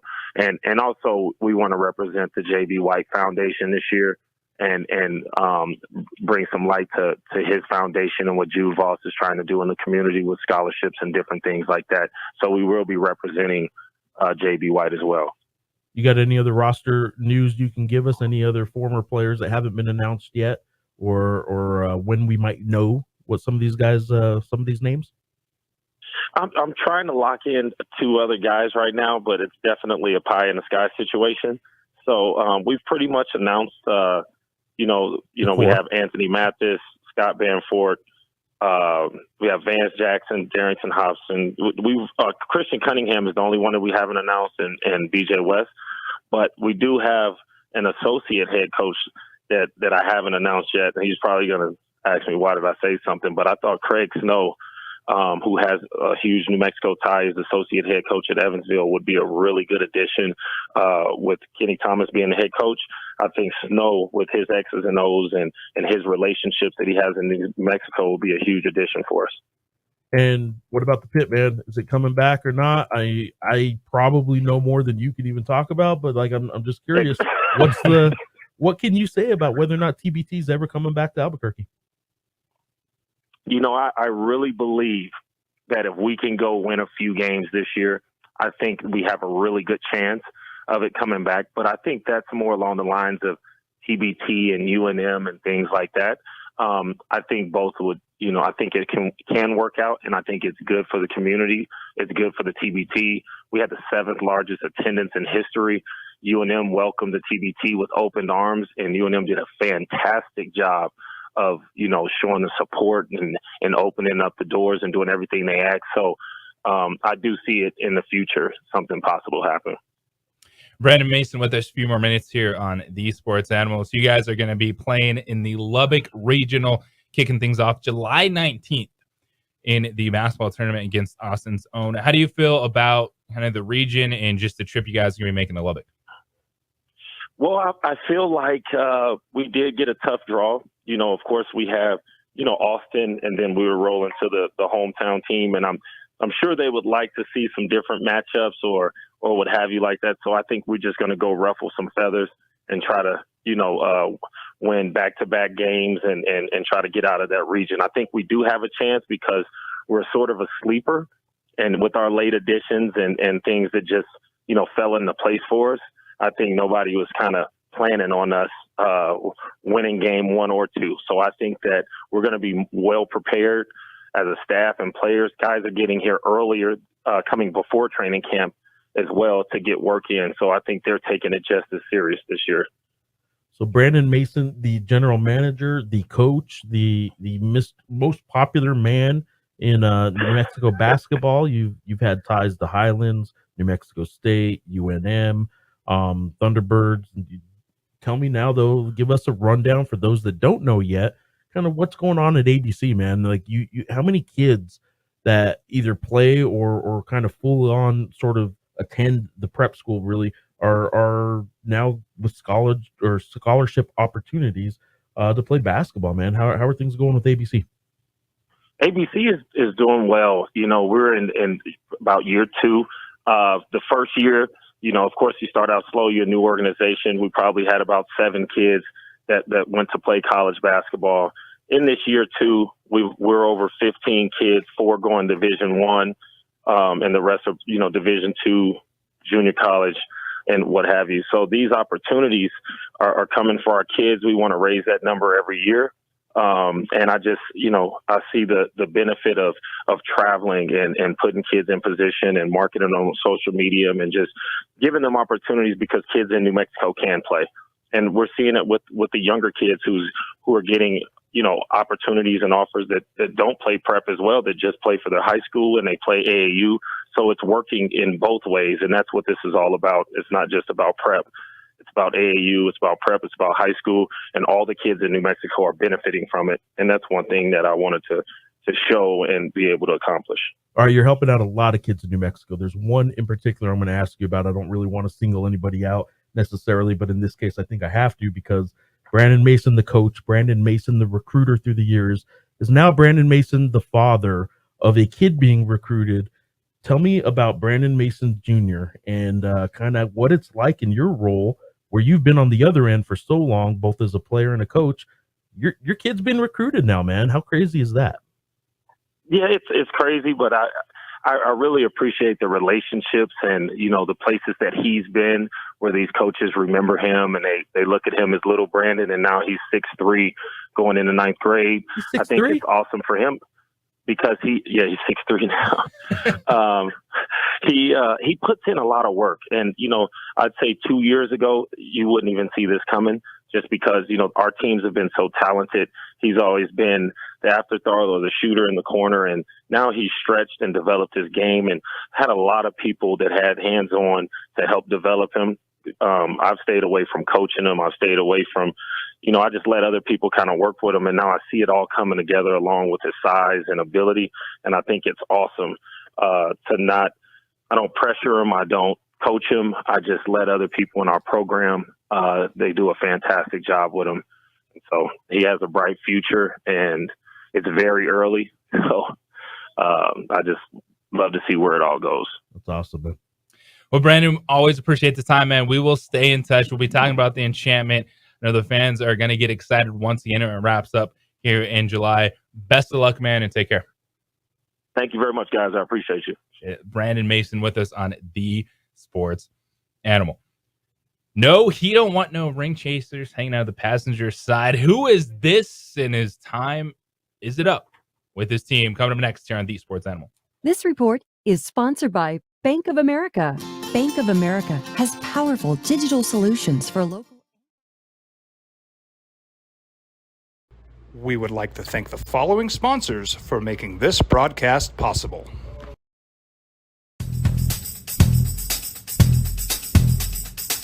International Protective Services is a proud supporter of ProView Sports and New Mexico Youth Athletics. IPS provides residential and commercial security services in the Albuquerque metro area. For more info, please call 505-897-2420 or visit internationalprotectiveservice.com. Sometimes it's the small things that make life easier, like never worrying about being declined at an ATM when only cash will do. With You're Covered from US Eagle, we'll cover you, even if the money's not there. That's a good feeling. And we do it with no extra fees or penalties. It's called trust, and we think that's important, especially if we're asking you to trust us. At US Eagle, that's just part of what it means when we say people mean more. Hi everyone, my name is Master Sergeant Jacob Groves. I am a Air Force Special Warfare Pararescueman. Air Force Special Warfare are proud supporters of ProView Network and New Mexico Youth Sports. Air Force Special Warfare operators are critical thinkers. They maintain a high level of fitness, they take initiative, and they don't quit. For more information on Air Force Special Warfare, contact me at the number listed below. U.S. Air Force Special Warfare are proud supporters of ProView Sports. We would like to thank the following sponsors for making this broadcast possible. Everguard Roofing and Solar. For nearly 20 years, Everguard Roofing and Solar has been working with New Mexicans to enhance their homes and businesses. For all your roofing and solar needs in New Mexico, call 505-821-9543. Check it out. What is it? It's a time machine, bro. I could jump into the future, get my paycheck early. I already get my paycheck early at US Eagle. Get your paycheck up to 2 days early with US Eagle Early Payday. Now's a great time to have your checking with US Eagle. Time machine. Your girlfriend breaks up with you in 22 hours, 53 minutes. Wait, what? Seth?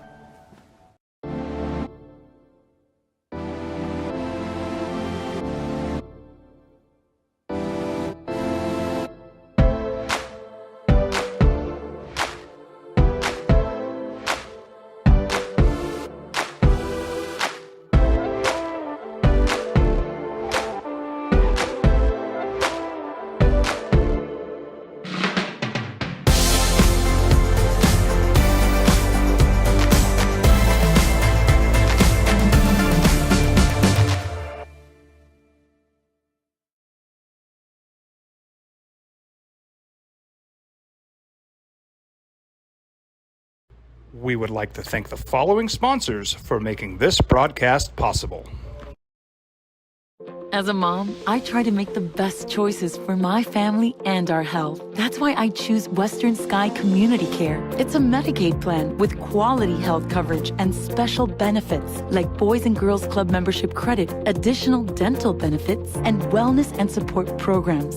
I decide which Medicaid plan is right for us. I choose Western Sky Community Care. Learn more about Western Sky Community Care by visiting discoverwesternsky.com today. Check it out. What is it? It's a time machine, bro. I could jump into the future, get my paycheck early. I already get my paycheck early at US Eagle. Get your paycheck up to 2 days early with US Eagle Early Payday. Now's a great time to have your checking with US Eagle. Time machine. Your girlfriend breaks up with you in 22 hours, 53 minutes. Wait, what? Seth? We fight the battles no one hears about. We drop into the middle of firefights to rescue others. And act as one-man air traffic control towers. We're the ones who go before all others.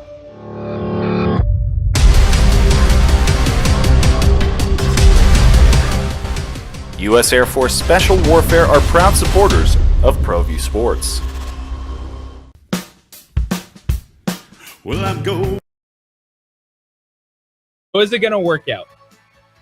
maybe he might not be a champion, but he won't be a ring chaser. He won't be on a superstar team because he doesn't want to do it. It's opening drive here on 95.9 FM, AM 610, The Sports Animal. JJ Buck, Jeff Grammer, Albuquerque Journal joining us this morning. Coming up next, stay tuned. Bottom of the hour, 8:30. Braden Applehans is going to join us, UNM redshirt freshman, to be the young sharpshooter. Excited for his season. Getting ready to work with the kids at Rich Pitino's basketball camp this morning. But he's going to be joining us, and high expectations for Applehans, young player going into year 2. But there's also been high expectations in Portland for Damian Lillard. It's been all over the place the last couple weeks. Is he done in Portland? Does he want out? Portland's not going to kick him out. He's not going to request a trade. They're trying to be too nice right now in Portland. But we have our resident Portland Trailblazers friend in studio, Jeff Grammer. And so we can look at this two ways, from the fan side and then from the business side. But Damian Lillard, according to NBA insider Chris Haynes, does not want to be on a super team. He doesn't want to have a team where it's just 3 all-stars or 3 superstars to go to battle. What the heck does Dame want to do? Like, because you're going to need another guy or two. You're going to need another star with you to try to compete for an NBA championship. But does he not want to turn into Kevin Durant, where everyone's taking shots and saying, "Oh, you don't have a real title, or you're not a real star"? What does he want to do? It's like The Notebook. It's like, tell me what you want to do. I kind of think Dame is holding on to something that he really values and people used to value in this game. And I just think that the evolution of basketball and the business of sports isn't what it once was, where, you know, you stay with one team forever. I think it's time to probably move on. And I don't think it's a bad thing to chase rings. Like, I think the phrase chasing rings has become like this bad thing. He has to move on, right? Like, I don't think anybody really at this point believes he's going to be in Portland forever. I like Dame Lillard. I like the Portland Trailblazers, of course, but I'm ready to move on, right? So if you're going to move on, at that point, your decision is what? Like, go find another team where I can find stability for the rest of my career? Or at this point, if you know you're moving on from the team that you've been with your entire career, why at that point do you not want to go to a team with a couple other all-stars who might make you a big 3 or something like that? Like, at this point, if you are moving, go ahead and go chase a ring at this point. Go find your best opportunity to win a championship, which is what he really wants to do, is win. Like, he's not a pleasant guy to be around when they're not winning. So at this point, go chase. Like, go find a way to be on that team. And it's like, Dame, we appreciate you. Sports fans appreciate you. But what we've seen is the last 2 years, that's a 13th place team in the NBA. And in an era where 10 teams are getting to the playoffs, a Damian Lillard-led team isn't even getting into the play-in tournament. Like, they're not even as good as the Oklahoma City Thunder right now.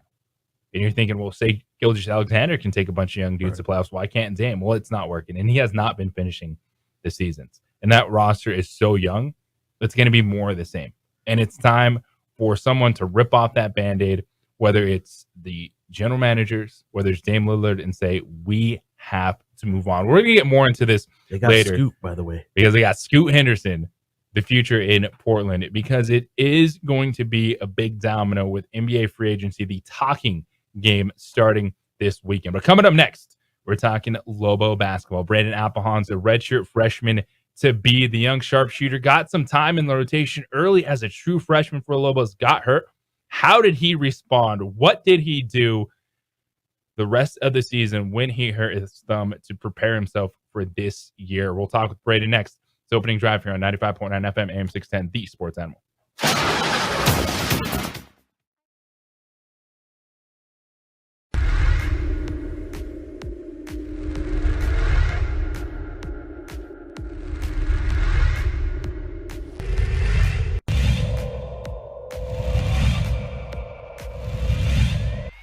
Pitch.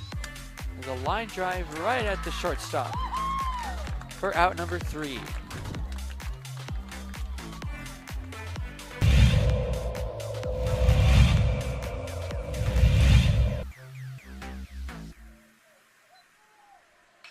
Apodaca ripped to left field. That will bounce in, so it's going to be extra bases as they'll have to chase that one at the wall in the warning track. Flipped up, there's no play at home.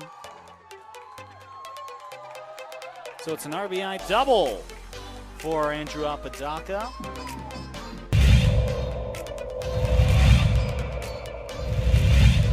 Runner at third. High leverage spot. Can Chavez keep the tie? No, that's going to be cracked into left field. It's a base hit as Love puts the Sandia Matadors ahead for the first time today.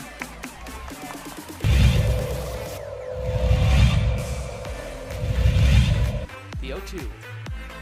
It's upstairs, goes to the backstop, and the run will not score. Gun down at home.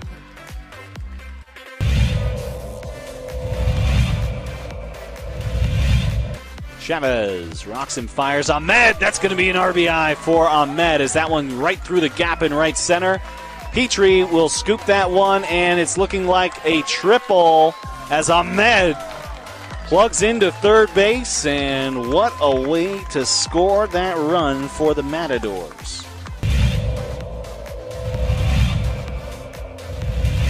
Coach Romero barking out his orders there to his players. He's been around the game for a long time. Nice shot to center field. That'll bring runners in. Just like that, La Cueva will bring 3 runners in to go up 3-0. Runner advances to third.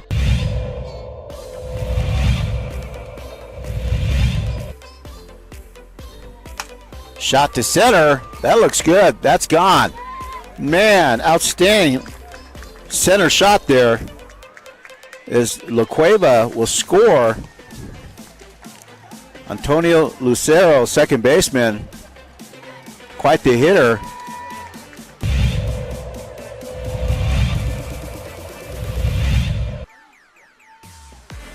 Shot to third, and good catch, and she gets the out. Outstanding play by Trinity Bazan.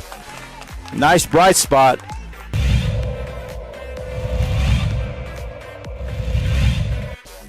Costly errors allowed Cleveland to get 1 run back. That one sent on the ground to the left side. Throw to first in time. Throw home. Got her. Whoa, what a play.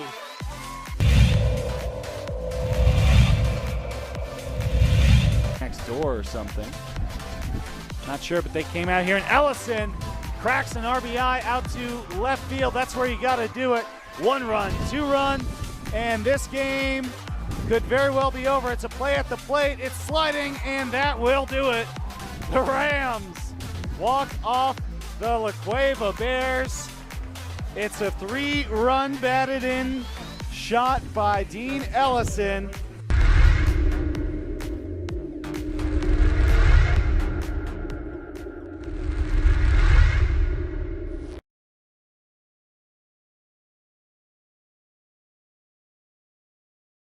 We would like to thank the following sponsors for making this broadcast possible.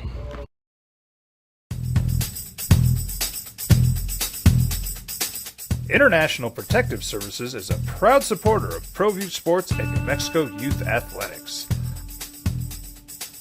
IPS provides residential and commercial security services in the Albuquerque metro area. For more info, please call 505-897-2420 or visit internationalprotectiveservice.com. These are more than just the sounds of a safe place to go after school. These are the sounds of interest being ignited and of mentors making an impact. At Boys and Girls Clubs, we don't do just one thing. We do whatever it takes to meet the needs of every kid who comes through those doors. Because whatever it takes is what it takes to build great futures. Great futures start here. Sometimes it's the small things that make life easier, like never worrying about being declined at an ATM when only cash will do. With You're Covered from US Eagle, we'll cover you, even if the money's not there. That's a good feeling. And we do it with no extra fees or penalties. It's called trust. and we think that's important, especially if we're asking you to trust us. At U.S. Eagle, that's just part of what it means when we say people mean more. Don't sacrifice quality and flavor when you're in a hurry. Golden Pride offers ribs, fried chicken, green and red chili breakfast burritos, and Frontier Cinnabons. 4 great locations, or visit us online at goldenpride@abq.com. Golden Pride Barbecue Chicken and Ribs, proud supporter of ProView Sports Network. Check it out. What is it? It's a time machine, bro. I could jump into the future, get my paycheck early. I already get my paycheck early at US Eagle. Get your paycheck up to 2 days early with U.S. Eagle Early Payday. Now's a great time to have your checking with U.S. Eagle. On 95.9 FM and AM 610, the Sports Animal. Welcome back. Opening drive, JJ Buck joined by Jeff Grammer from the Albuquerque Journal here on the Sports Animal. And our next guest is itching to get back out on the court in front of Lobo fans. That was only fitting that his first career basket as a Lobo was a three-pointer at SMU, but at Blue Springs High School, he shot 51.4% from three-point range. That was the 6th best percentage in Missouri high school history. Now, a thumb injury derailed his freshman season, but the young sharpshooter is ready to go heading into what will be his redshirt freshman season. Braden Appelhans up early, working with the kids. It's basketball camp season. Braden joins us on the Sports Animal. Braden, what's good, man? How you doing? I'm good. How are you? Thank you guys for having me. I appreciate you, man. Appreciate you calling in. I know you guys are busy in the offseason getting ready, but working with the kids. First off, how do you like that? You know, working with these kids camp. We heard from Quentin Webb a couple weeks ago that when you guys are out there coaching the kids, it gets a little intense when some of the players start calling plays. Actually, how you enjoying working with the kids? Oh, it's great. They really know us as basketball players, so getting to interact with them every day for this whole week is pretty great. And yeah, it does get pretty intense between me, Q, and Donnie when we're coaching against each other because we have all these set plays, we have these trap schemes, so it gets pretty intense. I'm curious, Braden. This is Jeff Grammer with the Journal. How you doing, man?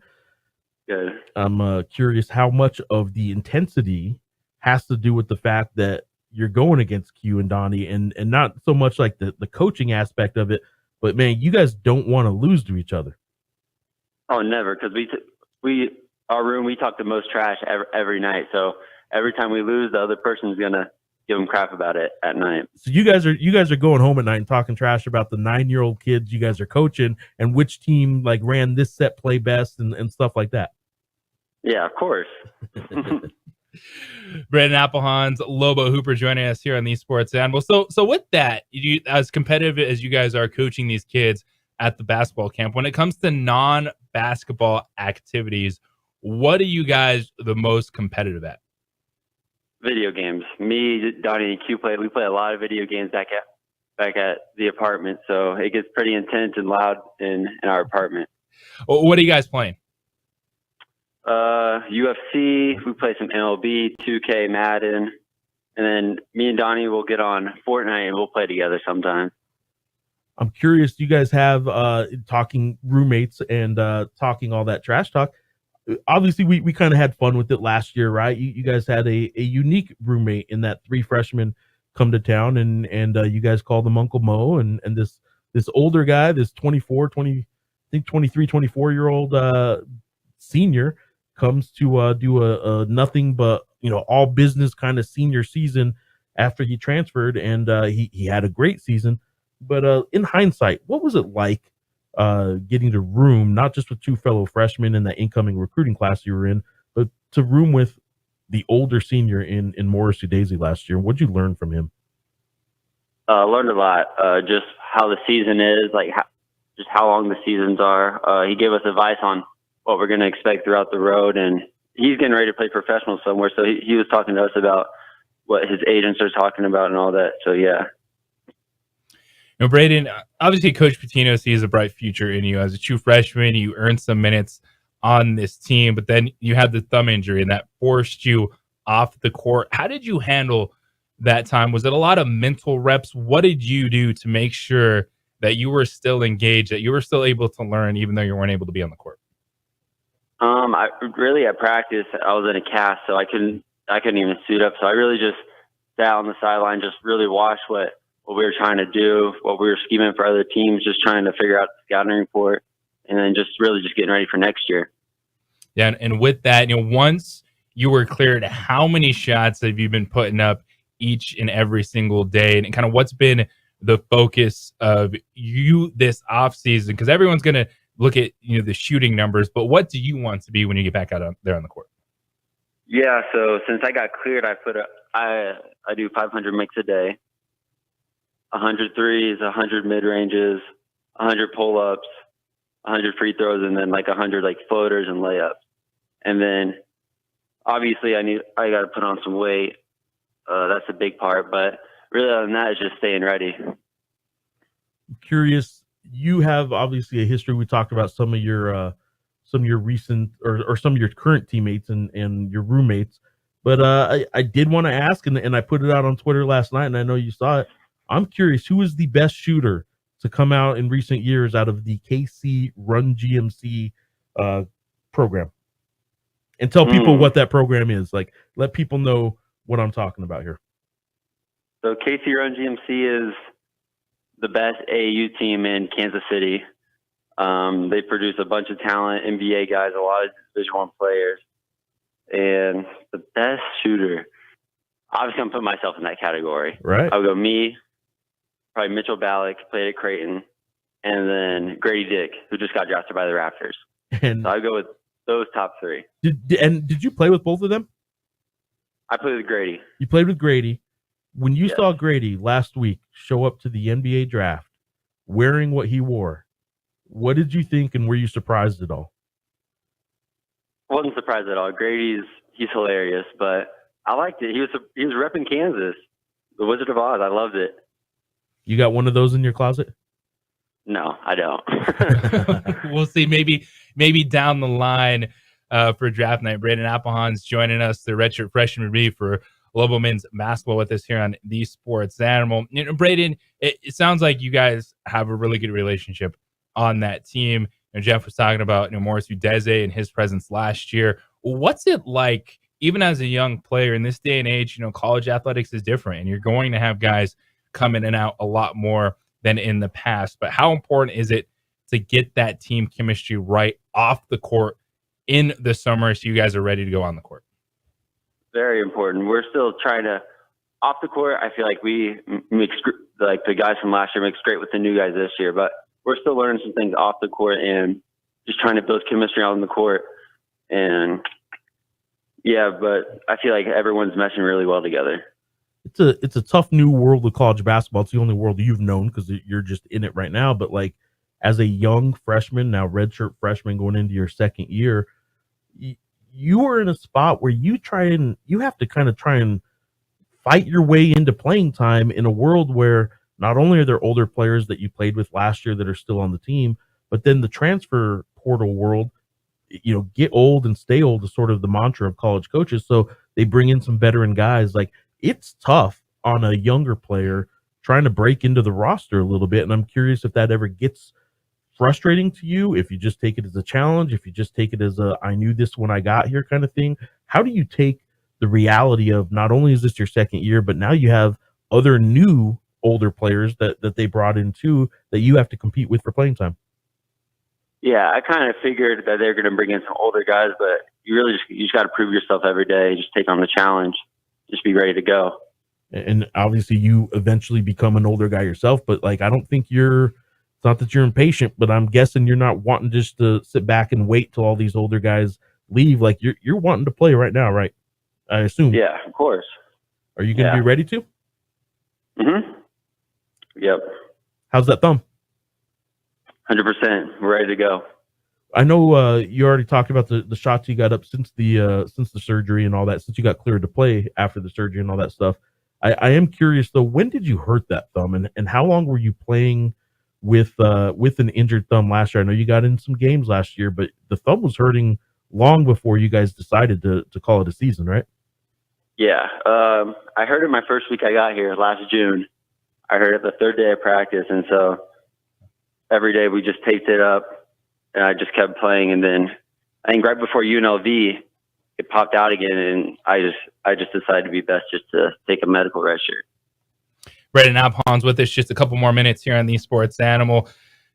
Braden, when you look at what's ahead next season, you got to experience the pit, and it was back to life. And I know it's one thing in recruiting, you're coming into some games, they're talking to you about what that building can be. What was it like watching that place be sold out, watching what this team did and the reaction from the fans in person last season? Oh, it was surreal. I really never experienced anything like it. The fans are really passionate here, and it got really loud last year. It was great. Are we shortchanging you a little bit by just keep talking about your shooting? What else are you going to bring to the court next year? Energy. I'm working on my defense, so hopefully I'm going to bring a lot of defense to the table. But it's really my shot making ability that's going to really help this team. I know that especially with KJ leaving, there's some other guys that can hit some shots, but KJ was basically the shooter, right? He was the guy that was known as that is his specialty. Can you fill that role? But also, as you mentioned, the defense and some of that, your length, you would actually be asked to probably do a whole lot more than just come knock down some shots. I am curious if you feel ready for being more than just a shot maker.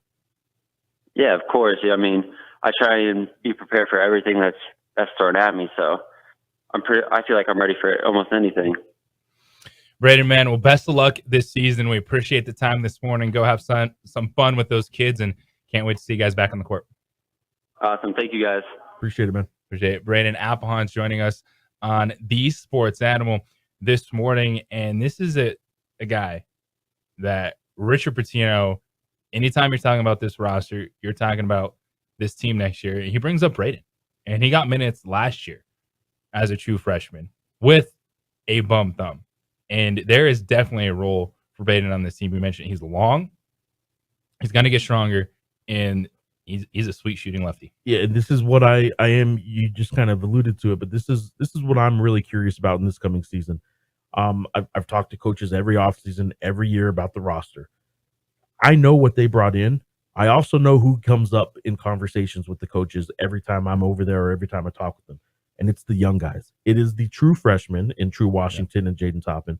It is the returning freshmen, mainly Webb and Braden Alphonse, that we didn't see a whole lot last year, but obviously Donovan Dent, Donnie, they call him. So, like, I don't know where all the minutes are going to come from. I know some people view that as a problem. Obviously, it's not a problem. You'd rather have a whole bunch of guys to choose from that can give you quality minutes. But I'll tell you what, man, like, these guys all come up in conversation when I talk with the coaches over there. As man, I'm excited to see what this guy can do. I'm excited to see what that guy can do. And when I'm hearing that from the coaches, I'm not hearing them, kind of put some guard, some training wheels on these guys. They're not saying like, hey, temper your expectations. Not anymore, man. No, they're ready. And these young guys are going to be a part of it. Are the young guys going to be the difference for the Lobos taking that next step? Not just starting great, but finishing great next season. It is the opening drive here on 95.9 FM, AM 610, the Sports Animal. This report is sponsored by STEM. Humans can do a lot of amazing. We would like to thank the following sponsors for making this broadcast possible. We fight the battles no one hears about. We drop into the middle of firefights to rescue others. And act as one-man air traffic control towers. We're the ones who go before all others.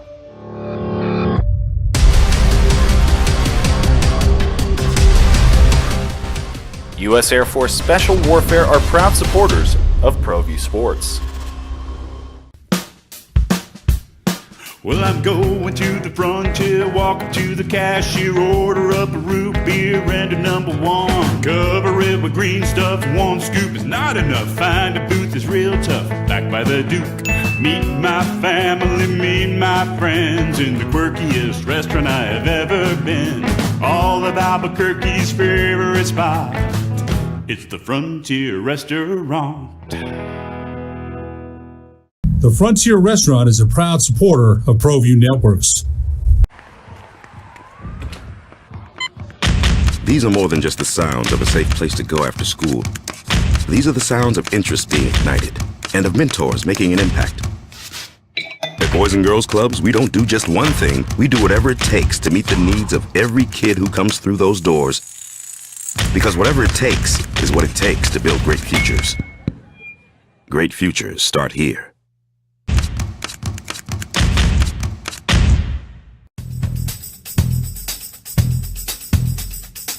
International Protective Services is a proud supporter of ProView Sports and New Mexico Youth Athletics. IPS provides residential and commercial security services in the Albuquerque metro area. For more info, please call 505-897-2420 or visit internationalprotectiveservice.com. Sometimes it's the small things that make life easier, like never worrying about being declined at an ATM when only cash will do. With You're Covered from US Eagle, we'll cover you, even if the money's not there. That's a good feeling. And we do it with no extra fees or penalties. It's called trust, and we think that's important, especially if we're asking you to trust us. At US Eagle, that's just part of what it means when we say, people mean more. Hi everyone, my name is Master Sergeant Jacob Groves. I am a Air Force Special Warfare Pararescueman. Air Force Special Warfare are proud supporters of ProView Network and New Mexico Youth Sports. Air Force Special Warfare operators are critical thinkers. They maintain a high level of fitness, they take initiative, and they don't quit. For more information on Air Force Special Warfare, contact me at the number listed below. U.S. Air Force Special Warfare are proud supporters of ProView Sports.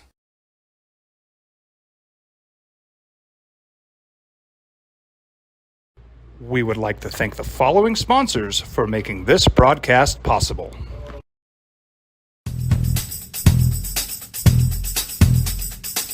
International Protective Services is a proud supporter of ProView Sports and New Mexico Youth Athletics. IPS provides residential and commercial security services in the Albuquerque metro area. For more info, please call 505-897-2420 or visit internationalprotectiveservice.com. We fight the battles no one hears about. We drop into the middle of firefights to rescue others. And act as one-man air traffic control towers. We're the ones who go before all others.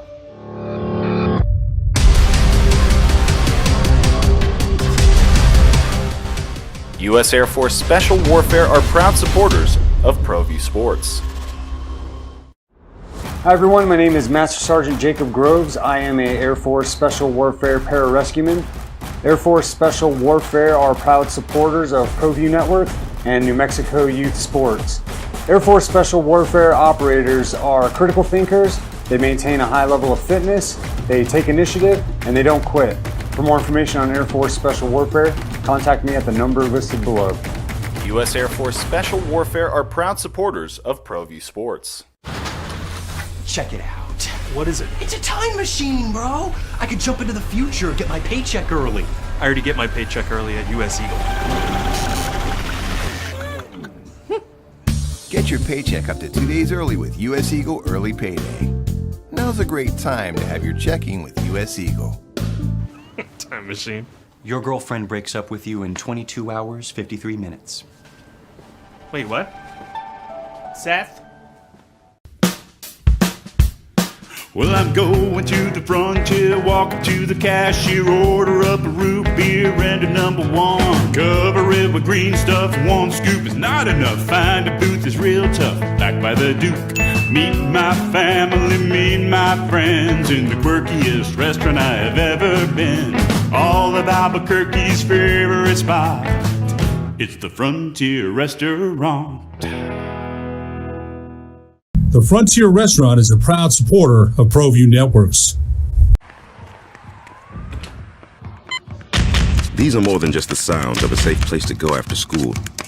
These are the sounds of interest being ignited and of mentors making an impact. At Boys and Girls Clubs, we don't do just... Well, at the transfer portal, it brings in experienced older players. It works. That's why the Lobos were so good last year early in the season. That's why they've been competitive. Their core is from the transfer portal. Jamal Mashburn Jr., Jalen House. Look ahead into this season, Ellie Jr. Joseph, Mustafa Amzil. But is it going to be the young players that could end up being the difference for the Lobos finishing strong? They started strong, fell off towards the end of the season. Is it going to be the Braden Applehans, the Jaden Toppin, True Washington, Quentin Webb that will be the difference for Lobo basketball next season? JJ Buck, Jeff Graham, Albuquerque Journal, joining us in the opening drive here on The Sports Animal. And the answer to that question, I think, is going to be yes. You have the veterans, you have the experienced players on this team. But the challenge, Jeff, is going to be you're a head coach. You're locked into every single game.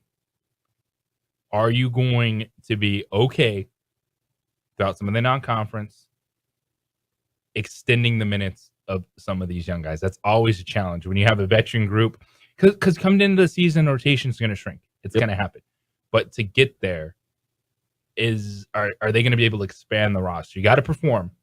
But, you look at Quentin Webb, and even before last season started, it looked like that dude's been in college for 4 years. Like, there are young players that have talent. Can that be a difference maker?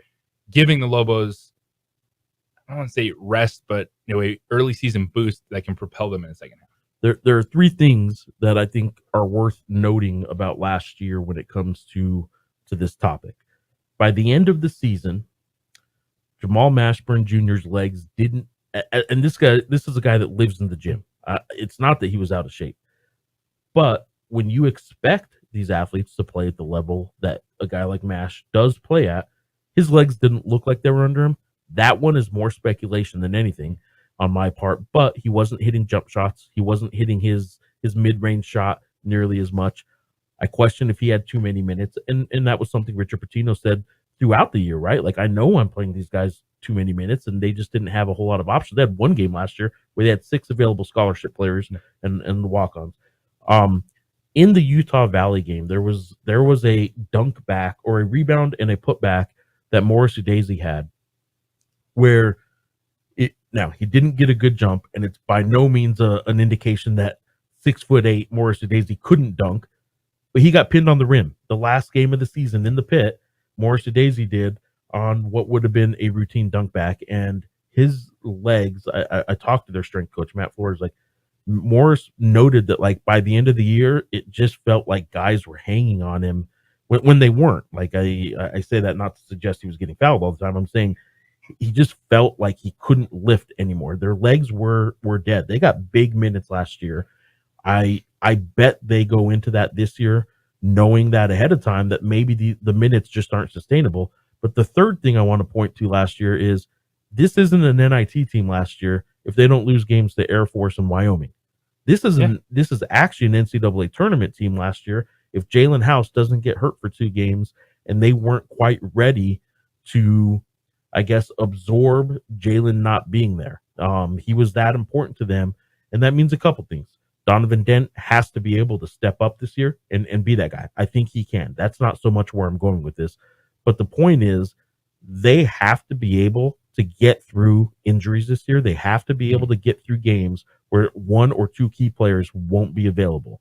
And the only way to do that is to make sure Braden Applehans, Quentin Webb, and all these guys that maybe we don't even see or project right now as the top 6 or 7 in the rotation, those 8, 9, 10, 11 guys have to not only be ready, one of them probably has to force his way into that top 5 or 6 in the rotation. And I'll bet you one of them does. We don't know who, but I'll bet you one of them does. But they need to be ready to go this year. And I don't know that they were last year for a variety of reasons. Quentin Webb redshirted. Braden Applehans was hurt. Sebastian Forsing never got it going when he got back from a wrist injury when he went home to play for his home country, Sweden, last summer. So there were reasons for all this. One player left, Jalen Tovar. There's reasons they didn't have depth last year. This year, not only for right now do they have depth, I think they're going to actually use it a whole lot more than they did last year. And that will be the difference. I think so. Early in the season, finding some minutes, 5-6 minutes per game, And then so you look at some of these guards that you look at House and Mashburn, 30 plus minutes at times last year. All right, a couple non-conference games that you're comfortable in. Maybe those, that goes down to 26, 27 on some nights. You can build that confidence, build that rotation, because every coach is going to lock in later in the season. So we know it's going to get tight, and you're going to get those big minute games in the big games down the stretch.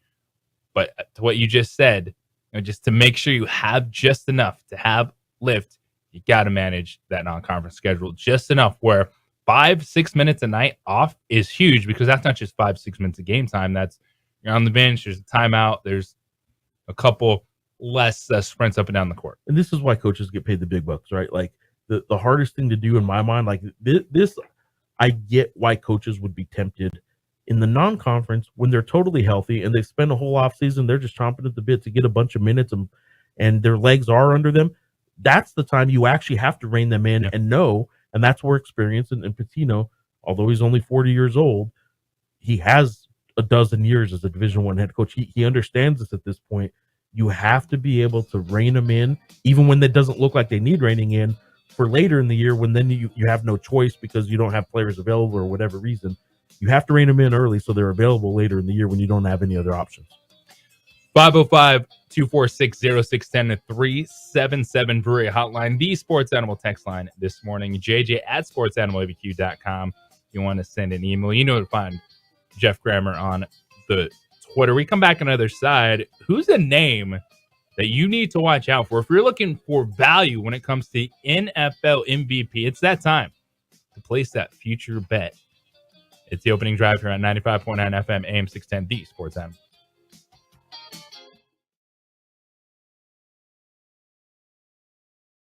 We would like to thank the following sponsors for making this broadcast possible. As a mom, I try to make the best choices for my family and our health. That's why I choose Western Sky Community Care. It's a Medicaid plan with quality health coverage and special benefits like Boys and Girls Club membership credit, additional dental benefits, and wellness and support programs. I decide which Medicaid plan is right for us. I choose Western Sky Community Care. Learn more about Western Sky Community Care by visiting discoverwesternsky.com today. Don't sacrifice quality of flavor when you're in a hurry. Golden Pride offers ribs, fried chicken, green and red chili breakfast burritos, and Frontier Cinnabons. 4 great locations, or visit us online at goldenpride@abq.com. Golden Pride Barbecue Chicken and Ribs, proud supporter of ProView Sports Network.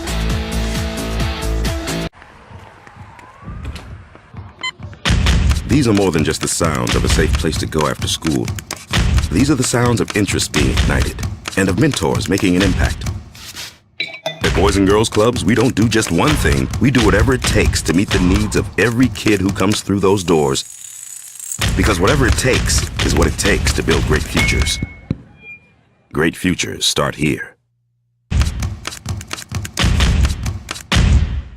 We would like to thank the following sponsors for making this broadcast possible. Everguard Roofing and Solar. For nearly 20 years, Everguard Roofing and Solar has been working with New Mexicans to enhance their homes and businesses. For all your roofing and solar needs in New Mexico, call 505-821-9543.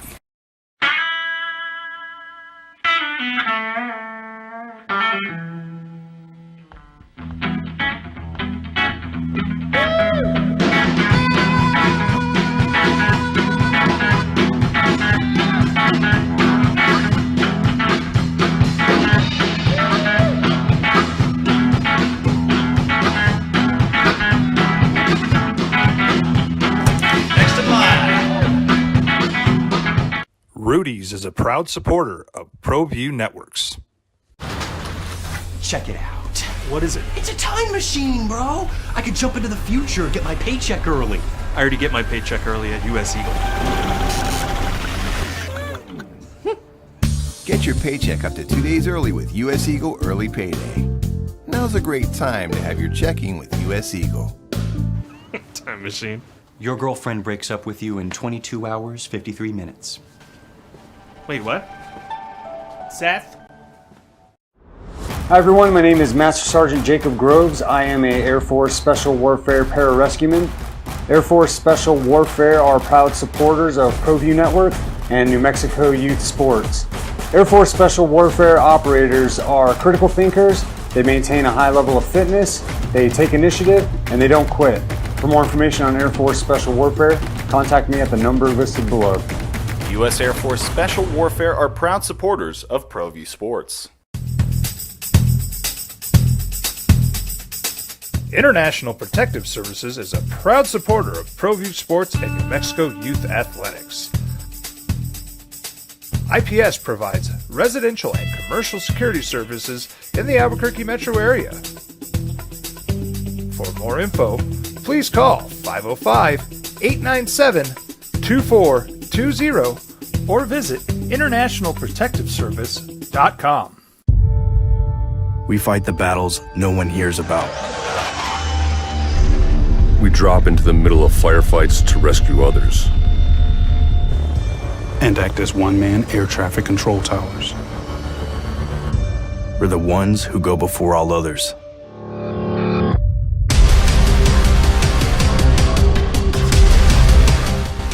U.S. Air Force Special Warfare are proud supporters of ProView Sports.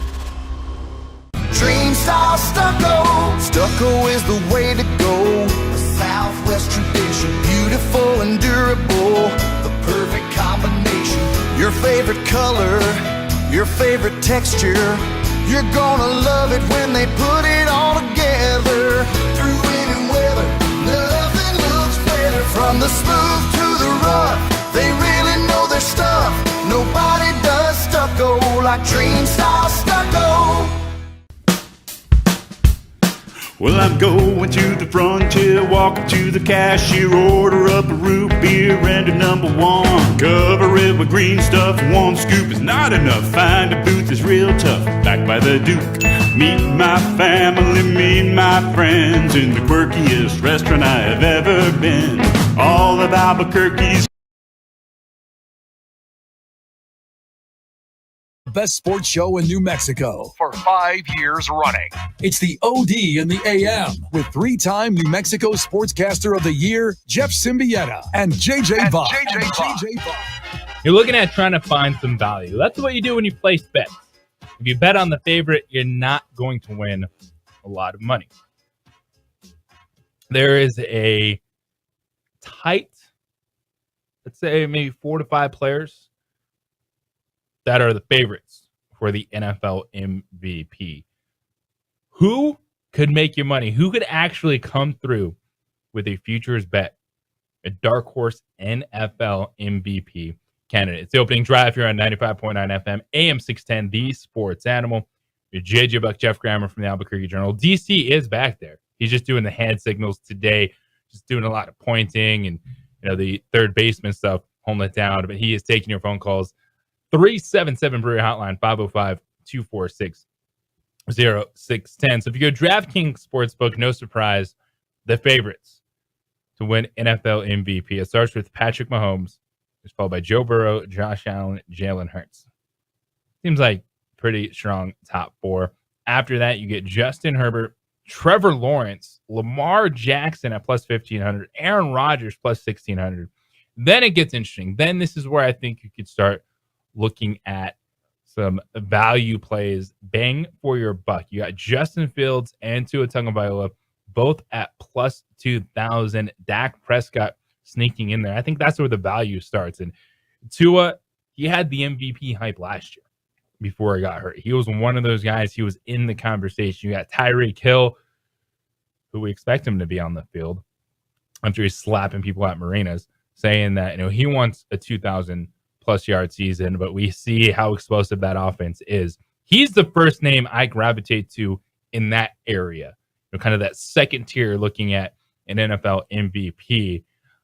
But Jeff, you said go down the list a little bit further, because if you're going for a team that's going to put up a lot of wins, and a lot of wins, you're usually looking at the quarterback position, and you said it.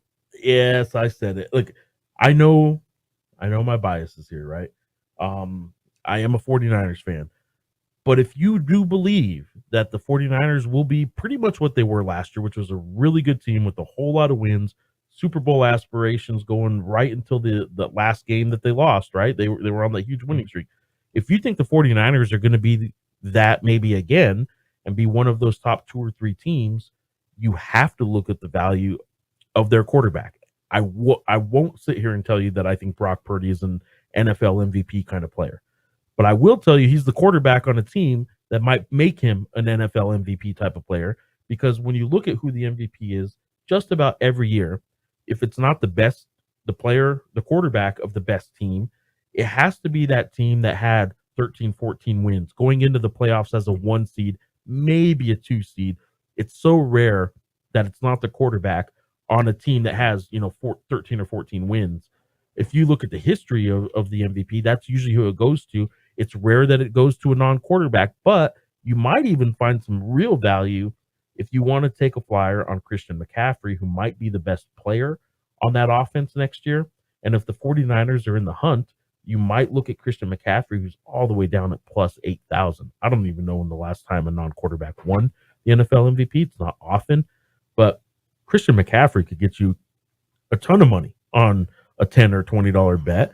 But even Brock Purdy's at plus 4,500 right now, according to these odds. If you can find that, it might be worth putting a little bit of money on it, only because, again, I'm not saying Brock Purdy's an NFL MVP kind of player. What I'm saying is the 49ers are going to make whoever their quarterback is. It's the same thing with Tua. It's the same thing with Tua, although I think Tua's probably has a little bit more even going for him in that, yes, if the Dolphins are really good, whoever the quarterback's going to be there, I think Tua has more passing opportunities. Tua has more passing opportunities and more to say about, his own game, I think, than Brock Purdy. Brock Purdy's just going to end up being a don't hurt the team kind of guy. He's not going to make spectacular plays.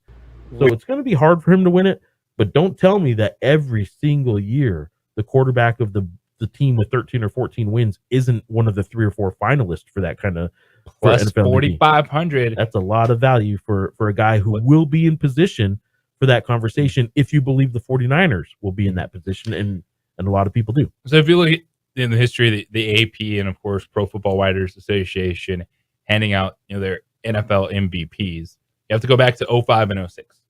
That was the Sean Alexander season in 2005 when he was scoring a touchdown in every other play. And then one of the best running back seasons of all time with LaDainian Tomlinson in 06.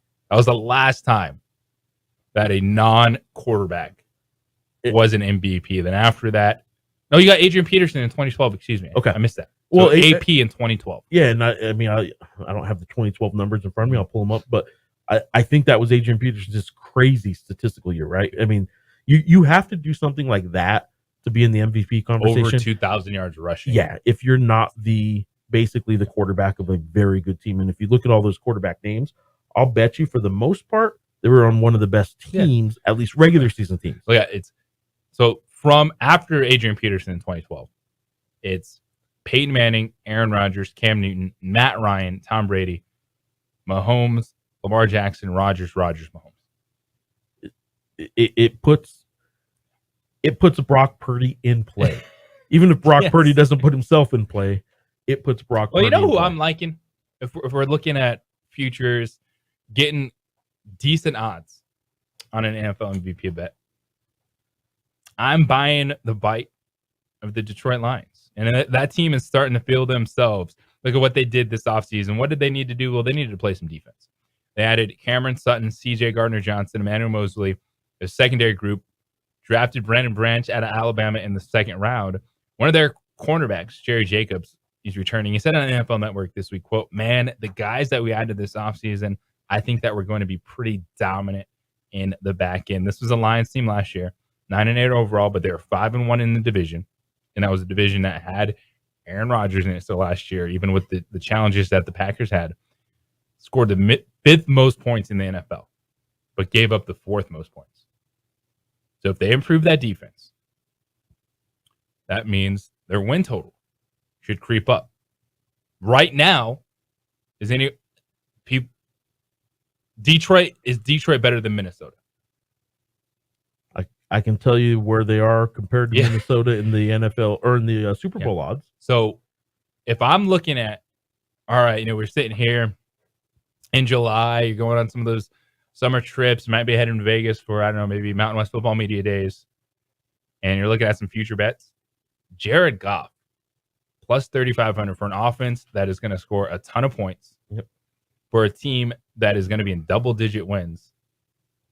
I like that one, and I also don't get the same injury risk that I get with Tua.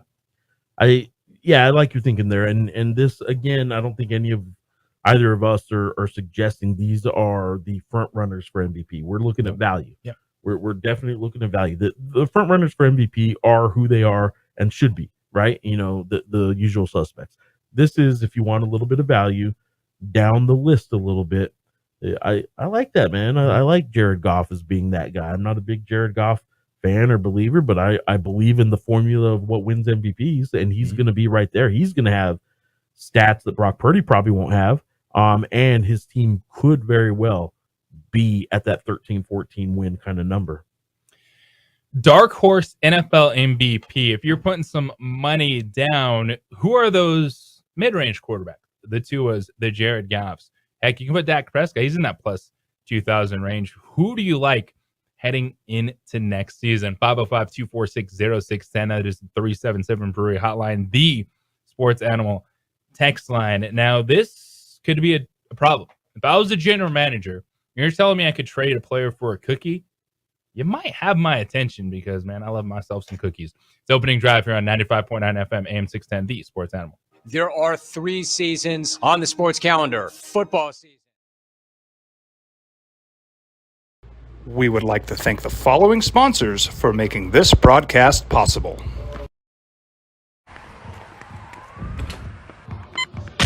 These are more than just the sounds of a safe place to go after school. These are the sounds of interest being ignited and of mentors making an impact. At Boys and Girls Clubs, we don't do just one thing. We do whatever it takes to meet the needs of every kid who comes through those doors. Because whatever it takes is what it takes to build great futures. Great futures start here. Don't sacrifice quality of flavor when you're in a hurry. Golden Pride offers ribs, fried chicken, green and red chili breakfast burritos, and Frontier Cinnabons. 4 great locations, or visit us online at goldenpride@abq.com. Golden Pride Barbecue Chicken and Ribs, proud supporter of ProView Sports Network.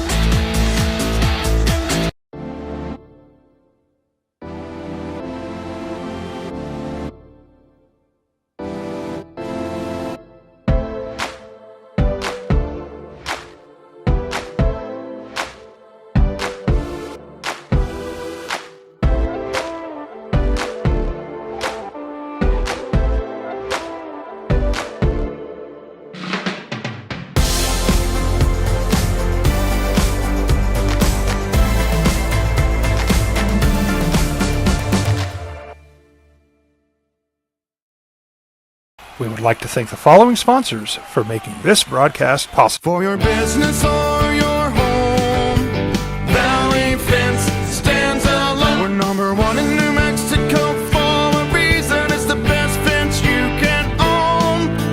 Proudly serving New Mexico for over 50 years. At Valley Fence, the difference is clear. No fence too big, too small, or difficult. We handle them all. Check it out. What is it? It's a time machine, bro. I could jump into the future and get my paycheck early. I already get my paycheck early at US Eagle. Get your paycheck up to 2 days early with US Eagle Early Payday. Now's a great time to have your checking with US Eagle. Time machine. Your girlfriend breaks up with you in 22 hours, 53 minutes. Wait, what? Seth?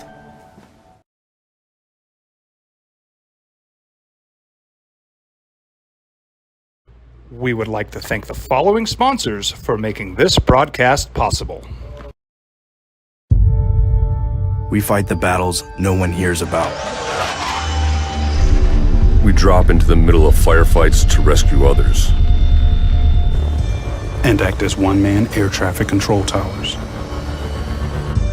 We're the ones who go before all others.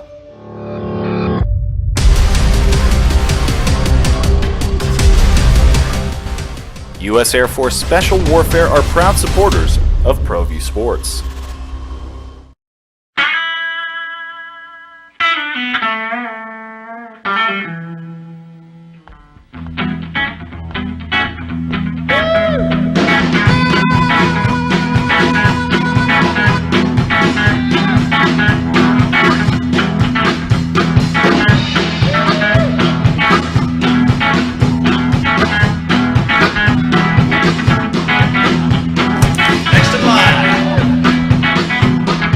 Rudy's is a proud supporter of ProView Networks.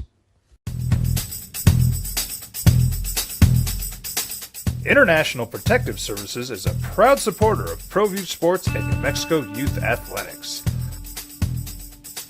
IPS provides residential and commercial security services in the Albuquerque metro area. For more info, please call 505-897-2420 or visit internationalprotectiveservice.com. As a mom, I try to make the best choices for my family and our health. That's why I choose Western Sky Community Care. It's a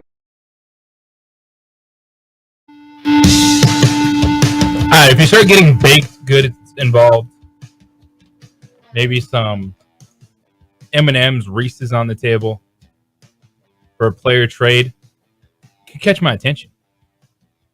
I don't know if I'd be the best GM. How about a cookie? Well, there's a lot going on in Philadelphia. Of course, 76ers, James Harden, are they going to bring him back? Do they have anything else on that roster to trade? Tyrese Maxey, Joel Embiid, your NBA MVP. That's the core. That's the future. How can they get to the conference finals? Has your MVP even been to the conference finals? Well, my MVP has an NBA Finals MVP. So how about that one? Philadelphia. So much for that Joker fatigue. Let's go out there and win an NBA championship. Philadelphia is trying to figure out how to get their MVP, not just to the NBA Finals, but to the Eastern Conference Finals. And one of the players that is on the trading block is Tobias Harris. And Tobias Harris was on the Twitter account, on the social media, and he said, quote, trade speculation. You know, casual Sixers fans, they'll trade me for a crumble cookie. And there's a lot of Philadelphia fans probably sitting there going, heck yes. A crumble cookie sounds a lot better than Tobias Harris. Now, credit Crumble Cookies, they got involved, and they put out a tweet, and they said, hey, if Tobias Harris stays in Philadelphia, free cookie for everyone. So good marketing, but you better be careful, Tobias. If you're telling me cookies are involved, I might trade you in a heartbeat. Gone are the days of like really cool little trades and acquisitions where it was like, you know, for I think there's a fairly good player who at one point got traded for like a case of baseballs, like in his minor league career or something like that. We need some of that though. Like bring it back. Yeah, bring it back where you actually have acquisitions and like free agent signings that are tied to cookie deals. The Flint Tropics need a washing machine. I'm telling you, man. You would make the deal. In the world of NIL, where at the college level you can have all these opportunities, like that should start getting tied into making your decisions. Forget the days of like having multiple hats on the table when you pick your college. Like you should have the local company that's paying your NIL way, like who is sponsoring you to go to that college. This is my AT&T or this is my AT&T selection show, and I am taking my talents to the Golden Pride, UNM Lobos or something like that. So it's not far off, right? Like I don't know why that isn't already happening with some free agent signings, or just tie in more money into all this. Let's do it.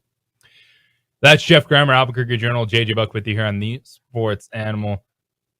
377 Brewer Hotline, 505-246-0610. So trade season, it's still a thing. Because NBA free agency, you have do they call it the legal tampering period? Like the NFL. You start talking this weekend.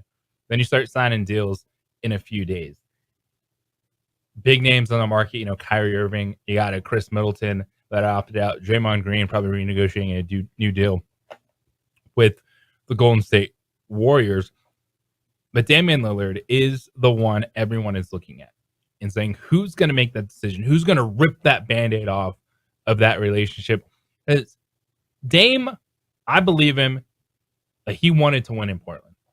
And he wanted to say, hey, I can do this. I don't have to go do what Kevin Durant did, or I don't have to be one of those guys. Well, you kind of have to. If no one is joining you, Dame, then this is who you are.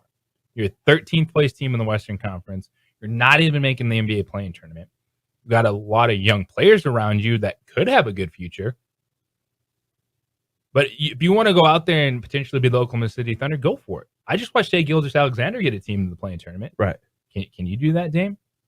It's not a bunch of rookies. You got Yusuf Nurkic, Jeremy Grant, if healthy. Right, you got some players, but you don't have a championship team. And I think that's the piece.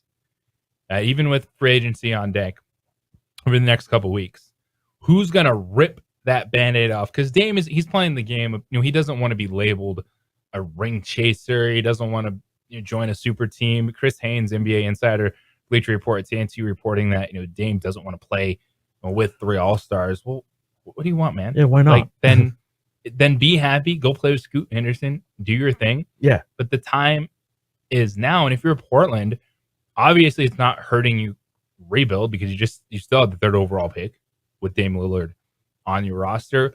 Like at this point, like make the move or just go play. So for what it's worth, I get since we talked some value and some sports betting talk a little bit earlier with NFL MVP. I get sent a lot of odds and stuff like that at the Journal, and Damian Lillard's next team has one team that is minus 250. That is odds-on favorite at this point, according to the Vegas odds makers, and that's the Miami Heat. Brooklyn Nets are next, but it's a pretty big jump from Miami Heat to the next round of teams, which include I'll just list the top several in order. Miami Heat, the clear favorite. Brooklyn Nets, Toronto Raptors, New York Knicks, Los Angeles Lakers, and then it kind of goes down from there. I will point out that these odds are assuming it's for his next team. So if he stays with Portland, the bet's off. There is still a good chance he stays with Portland. But if he's not with Portland, the Miami Heat appear to be the favorite at this point, and makes sense to me. And that's the deal to make. Now, the Rudy Gobert trade last year kind of broke the market for everyone, and Rudy Gobert goes for 4 future first-round picks. And everything that they got back in that trade, that kind of blew it up because that's a deal that you should be trading Dame Lillard for. Like, that's closer to even a Bradley Beal type of deal, not Rudy Gobert. So it kind of broke the market for everyone. But that's the destination. And if Miami is willing to give up some future first-round picks, because if you look at all their undrafted free agents, like they didn't acquire those dudes. Like Caleb Martin, he started in Charlotte, and then they signed him in the offseason. Gabe Vincent didn't start with the Heat. They acquired him. So they can still go that route. You can still find guys without draft picks because that was their whole MO. Look at all these undrafted free agents. Like, that's the deal to make. And it feels like that's what Miami is angling for. That's why they were out of the Bradley Beal sweepstakes, is you send Tyler Hero, maybe a Duncan Robinson, another rotation piece, and future first-round picks, get Dame Lillard to Miami, and then that is a team that goes from play-in to you expect them to be better than Philadelphia. Milwaukee, when healthy, is going to win a ton of games in regular season, and Boston. Like, that's the 3. As a Blazers fan, it better be a couple first-rounders in my mind. It better be something pretty good for the future. If you're going rebuild mode, like, make sure it's rebuild mode and not just sort of, rebuild light where you take on a veteran who might be there a couple years but not really get you over any hump. So, yeah, but that said, for Miami, like, man, I can see him going there and being a little bit of a, in Miami circles, like this would be sacrilege. Like, people don't want to hear this, but like he could be a little bit of a Dwayne Wade. Like, he can certainly be a guy that, because of his attitude and his dedication and work, all that kind of stuff could be Dwayne Wade. And that's been the question, right? Of like finding who works with Jimmy Butler. Right. When in Minnesota, it was the young guys, and Jimmy Butler wasn't about that life. Goes to Philadelphia, might have bumped heads with Joel Embiid a little bit, and he settles into the culture of the Miami Heat. Bam feels like that kind of guy, grind it, has to play a little above his head at times as a 5 in the NBA. Like, Dame feels like he fits that mentality perfectly. I think that I hope it happens because I'm ready to move on from Damian Lillard as a Blazers fan. So from that perspective, I hope it happens. I really like Damian Lillard. So when it does happen, I hope he goes to a team like a Miami, plays for a guy like Spoelstra, has a teammate like Jimmy Butler, who when you're on the court, can you imagine like the competitiveness that those two guys are going to bring, whoever they play? Like, you're in for a fight when you play a game against Jimmy Butler, especially come postseason time.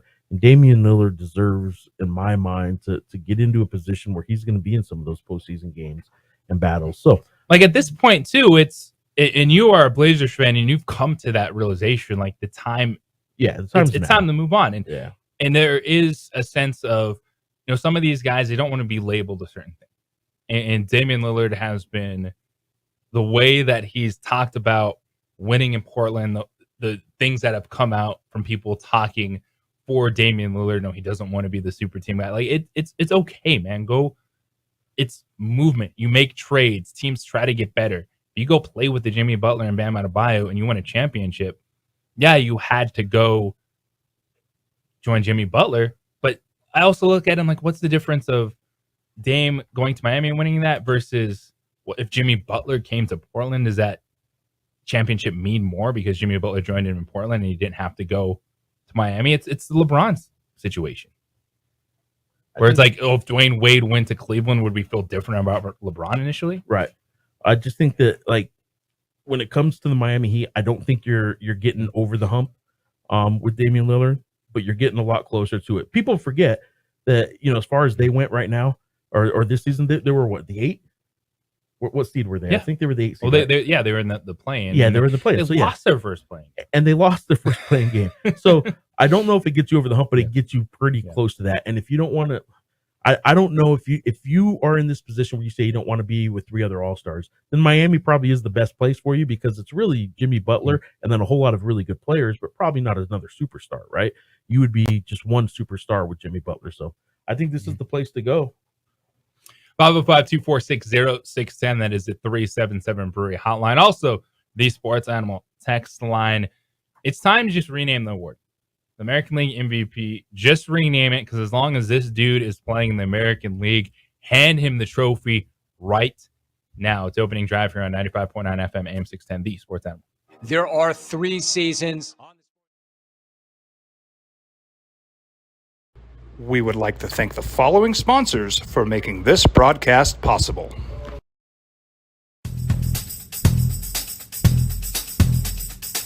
International Protective Services is a proud supporter of ProView Sports and New Mexico Youth Athletics. IPS provides residential and commercial security services in the Albuquerque metro area. For more info, please call 505-897-2420 or visit internationalprotectiveservice.com. These are more than just the sounds of a safe place to go after school. These are the sounds of interest being ignited and of mentors making an impact. At Boys and Girls Clubs, we don't do just one thing. We do whatever it takes to meet the needs of every kid who comes through those doors. Because whatever it takes is what it takes to build great futures. Great futures start here. Sometimes it's the small things that make life easier, like never worrying about being declined at an ATM when only cash will do. With You're Covered from US Eagle, we'll cover you, even if the money's not there. That's a good feeling. And we do it with no extra fees or penalties. It's called trust, and we think that's important, especially if we're asking you to trust us. At US Eagle, that's just part of what it means when we say people mean more. Don't sacrifice quality of flavor when you're in a hurry. Golden Pride offers ribs, fried chicken, green and red chili breakfast burritos, and Frontier Cinnabons. 4 great locations, or visit us online at goldenpride@abq.com. Golden Pride Barbecue Chicken and Ribs, proud supporter of ProView Sports Network. Check it out. What is it? It's a time machine, bro. I could jump into the future, get my paycheck early. I already get my paycheck early at US Eagle. Get your paycheck up to 2 days early with U.S. Eagle Early Payday. Now's a great time to have your checking with U.S. Eagle. Time machine. Your girlfriend breaks up with you in 22 hours, 53 minutes. Wait, what? Seth? We fight the battles no one hears about. We drop into the middle of firefights to rescue others. And act as one-man air traffic control towers. We're the ones who go before all others.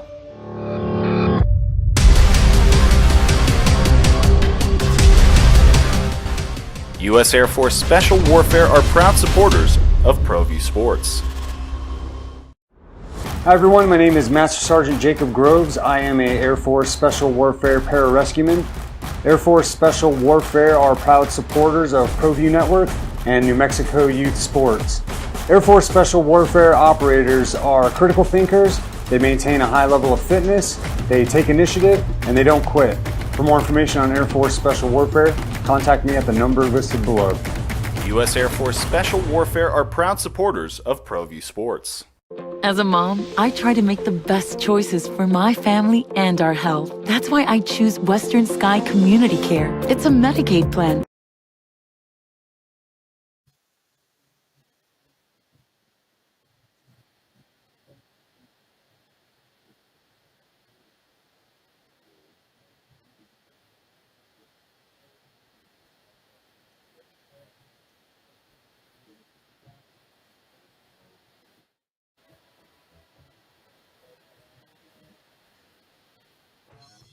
The guy that happened to hit 2 home runs last night was also the starting pitcher for the Angels. Shohei Ohtani, 2 home run game. Also struck out 10 White Sox as a starting pitcher.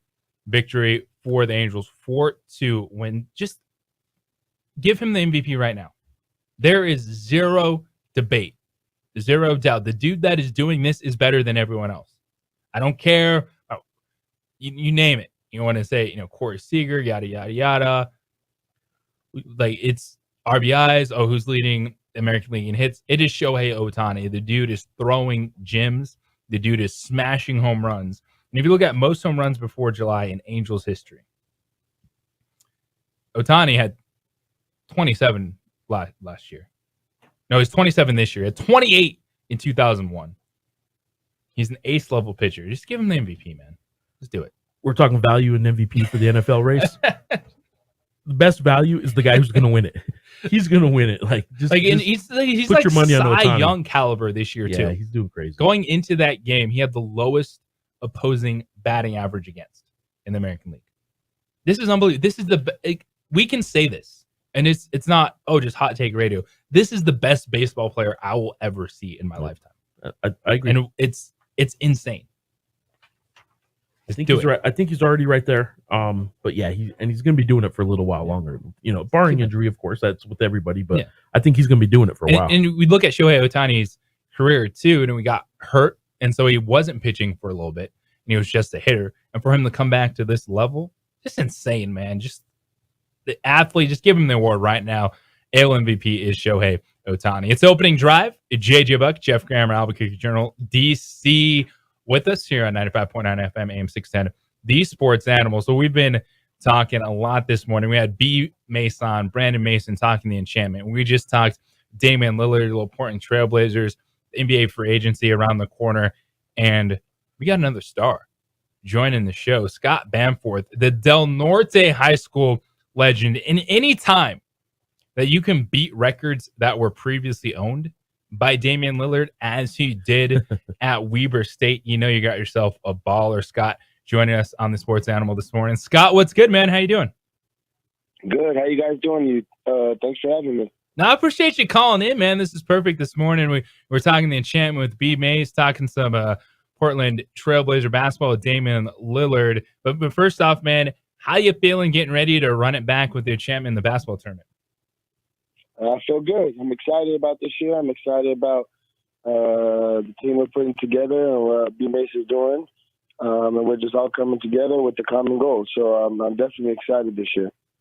What did you do this past year? Why don't you update everybody back here in Albuquerque kind of how your season went and where you were at, and obviously the what's next part of it all too. How was this past year for you, man? It was good. I played out in Spain in the ACB, so a tough league. Had a good year. So it was really good. I just got back probably a month ago, so I'm just been working out, just getting ready for the TBT. So I was in Spain this last year, had a good season, and I'm looking forward to it again. One quick TBT question for you. The Enchantment, you were the best player on the court last year in both games, frankly, that you played, and it was the UNM Lobo alumni team. And I remember writing a story for the Journal about how, the team that kind of you grew up, you went to a lot of games growing up, but it wasn't in the cards for you to be a Lobo. But last year was kind of cool to be, a Lobo, even if it was on the TBT version of the Lobos. Well, this year, the Enchantment, it's really more of a true New Mexico statewide kind of roster, right? You got some Aggies, you got some Lobos, but yourself is obviously you're coming back, you're running it back, but also some Cunninghams. You got some other players on the roster that didn't go to UNM or NMSU. Do you like the fact that this year's roster is a little bit more statewide kind of focused? Yeah, I think it's a good idea. I think that having a statewide team, especially because it's not at the pit and we're traveling, we kind of try and put together the best team possible from the state, so I think it's a great idea. I think it's what B Mace is doing. I've talked to him about what we're doing. Is just we're coming together, and obviously we want to win the basketball games. We want putting a team together and win that, but we're doing it kind of more importantly. First we're doing it for gun violence to show JB and for JB White. Right. So obviously the stuff that happened between New Mexico and New Mexico State with the gun violence, and the stuff that happened with JB White, we're trying to come together and bring awareness to that. And so I think that's the main goal. And then obviously, put together a team to try and win. But our main goal is just to keep JB White's name alive and play for him and just have fun out there. So Scott Bamforth joining us here on the Esports Animal. And Scott, I mentioned you just wrapped up playing pro basketball about a month ago over in Spain. You're coming back. What does the tournament do just for you in the off season and kind of keep you in shape, keep you focused on basketball? Because it feels like, hey, you want to come back, take some time off, be with the family, but you're a veteran now in the basketball tournament. You first played in it back in 2016. Why do you look forward to doing this again?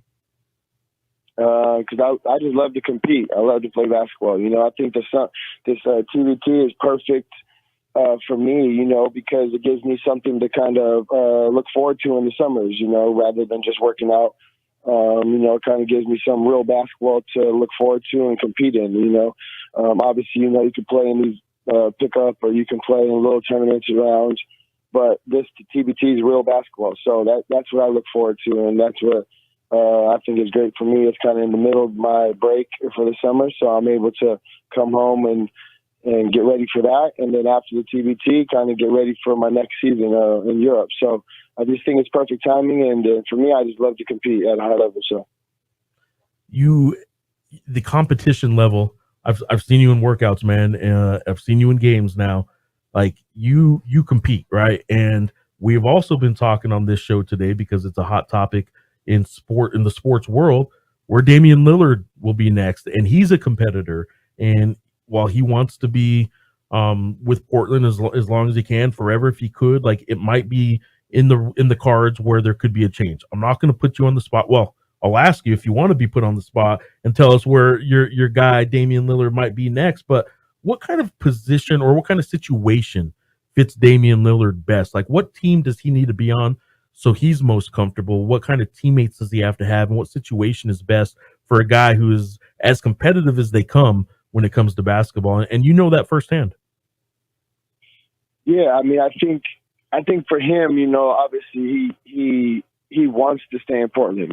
Talking to him, knowing him, like he wants to stay in Portland. He just wants a true chance to win. He wants to be put in a position where he's going into the games and going into seasons, and he has a chance to win a championship. And so he's not asking for to be paired up with three other superstars. Like he doesn't want that. He just wants a true chance to win. And in the NBA, to have a true chance to win, you need some older players. You need some veterans. You need some people that have been in the playoffs before. And I think that over the years in his time in Portland, he's never really had a chance to win. He's not been surrounded with veteran players who may have won a championship already or may have played in the playoffs multiple years, who have that experience. And so I think that, for him, I mean, his daily work ethic, his daily work routine, and throughout the summers, and I mean, he truly puts his all into basketball.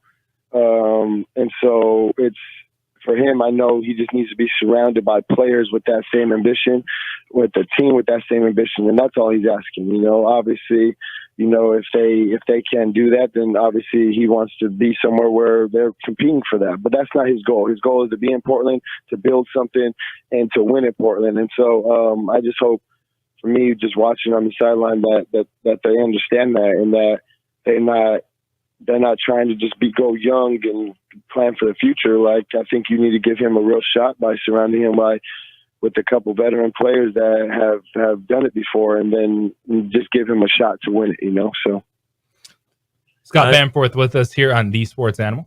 I'm curious how often you're talking with Dame in the offseason. You're still talking with him quite a bit, aren't you?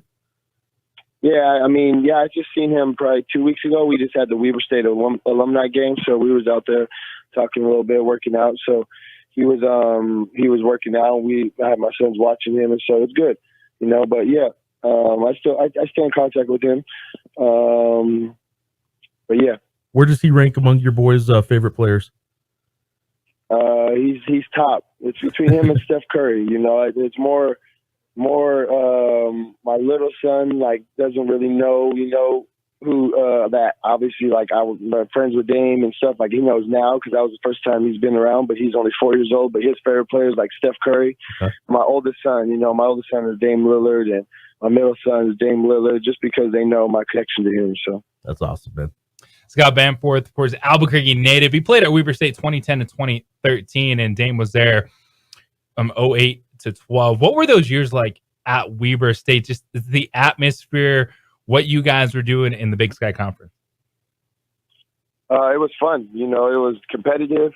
I remember, me and Dan were just, like I said, back at Weber State, we were actually talking to their current team, and, it was just bringing up memories of, kind of giving them advice on how to build a team. And Dan was talking, and he was just saying, man, when we and Scott were here, it was competitive. We're trying to beat each other in shooting drills. We're trying to work out together. We're the only two players that stayed throughout the whole summer, every year that we were there, and we just worked out together because we wanted to be better. We wanted to get better. We wanted to have our team win, and that's why we had success. So I remember it was just competitive, but it was a healthy competitiveness, and it was us pushing each other where I'm trying to be better than him, and he's trying to be better than me. Obviously, we both knew who was the better player within him. He was a high-level NBA player, but for me, it was great because I got to see, that's the bar he set. So I was just trying to catch it every time, and whether the shooting drills, workout, whatever we're doing, I'm just trying to follow in his footsteps, and obviously that led me to have the success I have in my career. So it was just good, It was just we tried to just compete every day and build the culture and build the family as a team, and I think that's why we had success. I'm curious how often you beat him in a shooting drill. I know it had to have happened some. You're a great shooter, so when you did beat him, or when you did get the better of him a little bit in a practice or a workout, what was his reaction? Yeah, I had that story too. I was telling some of the kids on the team, when I first started shooting with Dame, I came from junior college, or I came from high school where I was the best shooter, best player. Then I went to junior college, I was the best shooter, best player. Then I go to Division I, I'm thinking I'm the best shooter and best player, and I see Dame, and I'm like, oh, I got another level I got to get to, So I remember our first workouts. For a while, he was beating me. I could not beat him at all, But I just kept coming back, and eventually I just started. Okay, now I'm winning this one, and now I'm beating you here, and now we're going back and forth, and that's how I got better, So I know that anytime I beat him, obviously, and it pushed him to come back next time and beat me. And so it's just back and forth always, you know. It's just who had a better day that day is going to win, you know, and we both knew you better be on it or you're going to lose, you know. You better not miss more than, you know, 2 shots per spot or you're going to lose, you know. So I think that it obviously helped him and it helped me for sure. Well, Scott, man, always appreciate catching up with you. Best of luck with the TBT. We will definitely stay in touch and enjoy the summer. I appreciate it. Thank you guys for having me on. Thanks, sir.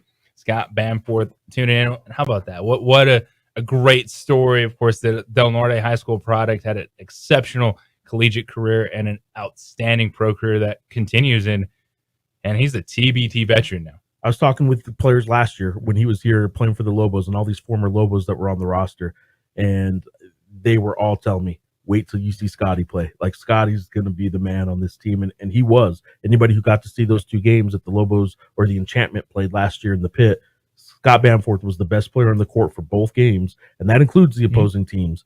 Scott Bamforth is he's the real deal. Don't forget, when we talk about Albuquerque products, that's one right there. Scott Bamforth, Del Norte High School, still balling it out. It is the opening drive here on 95.9 FM, AM 610, the Sports Animal. This is Boomer Esiason with the CBS. We would like to thank the following sponsors for making this broadcast possible.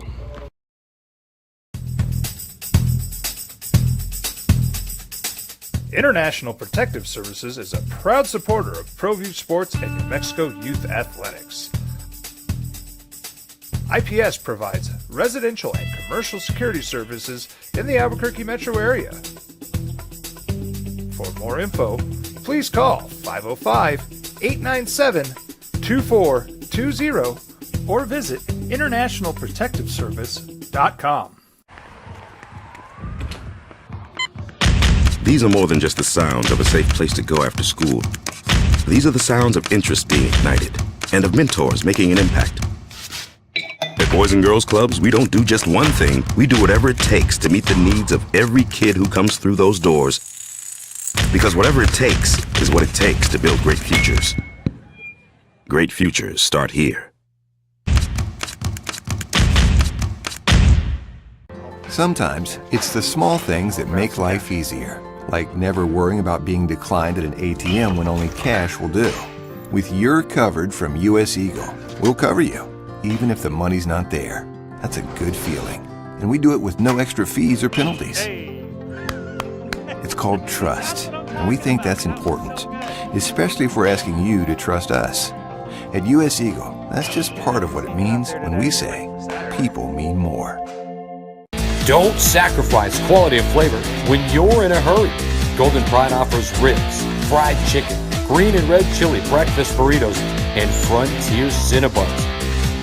4 great locations, or visit us online at goldenpride@abq.com. Golden Pride Barbecue Chicken and Ribs, proud supporter of ProView Sports Network. Check it out. What is it? It's a time machine, bro. I could jump into the future, get my paycheck early. I already get my paycheck early at US Eagle. Get your paycheck up to 2 days early with US Eagle Early Payday. Now's a great time to have your checking with US Eagle. Time machine. Your girlfriend breaks up with you in 22 hours, 53 minutes. Wait, what? Seth? We fight the battles no one hears about. We drop into the middle of firefights to rescue others. And act as one-man air traffic control towers. We're the ones who go before all others.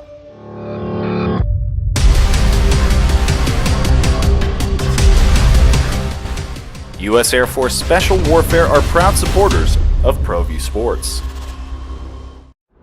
Hi everyone, my name is Master Sergeant Jacob Groves. I am a Air Force Special Warfare pararescueman. Air Force Special Warfare are proud supporters of ProView Network and New Mexico Youth Sports. Air Force Special Warfare operators are critical thinkers. They maintain a high level of fitness, they take initiative, and they don't quit. For more information on Air Force Special Warfare, contact me at the number listed below. U.S. Air Force Special Warfare are proud supporters of ProView Sports. As a mom, I try to make the best choices for my family and our health. That's why I choose Western Sky Community Care. It's a Medicaid plan with quality health coverage and special benefits like Boys and Girls Club membership credit, additional dental benefits, and wellness and support programs. I decide which Medicaid plan is right for us. I choose Western Sky Community Care. Learn more about Western Sky Community Care by visiting discoverwesternsky.com today. International Protective Services is a proud supporter of ProView Sports and New Mexico Youth Athletics. IPS provides residential and commercial security services in the Albuquerque metro area. For more info, please call 505-897-2420 or visit internationalprotectiveservice.com. Dude, I love talking about the stories. Pro basketball overseas.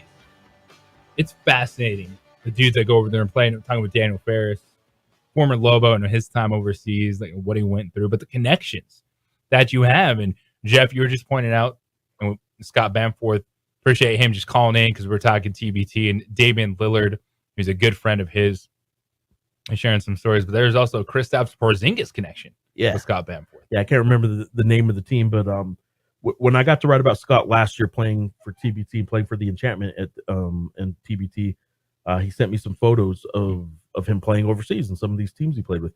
Like some of the people he still stays in touch with, like on a week by week, maybe I don't know about daily, I guess, but like week by week basis, includes some of his best friends like Kristaps Porzingis, Damian Lillard's one of them. Again, I can't remember for sure if it was which one of the Hernan Gomez brothers it was. Yeah, he's really close. The one that was in Hustle or not, right? So that was Juan Hernan Gomez, right? Former Nuggets first round draft pick. That's right. Those guys can play. So when they get minutes, they can. And ball. This is what's fascinating to me is like you had mentioned it going into the last break. Like you talk about local products, and yes, he's from Albuquerque. He never played for the Lobos, so a lot of people don't know the name. A lot of people don't know, if they didn't follow high school sports, how good he was, right? He played overseas, so he never made it to the NBA. So this doesn't register in some people's minds. He's not on the radar. But I'll tell you right now that one of the best basketball players ever to come out in the pro ranks, to come out of the state of New Mexico and to come out of Albuquerque specifically is absolutely Scott Bamforth.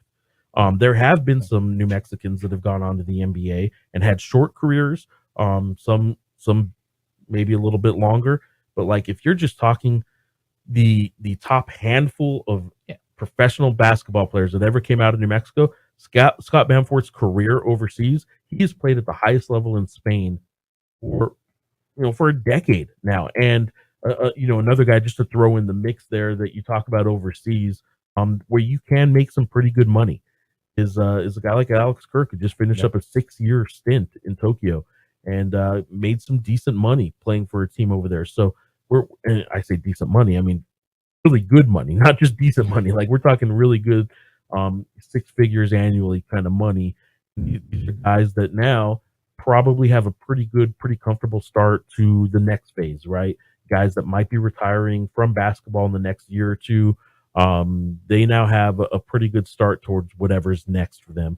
I do know that, Alex got married recently. I know Scott has kids and a family. He's investing. So he's not done playing. I know he's still going to play a little bit longer, but like these guys not only continued to play a little bit, they did it at a really high level. And Scott Bamforth's a name that I kind of wish more people did know around Albuquerque, because he's at that level, man. He's about as good a pro basketball player as you can be without having made it to the NBA.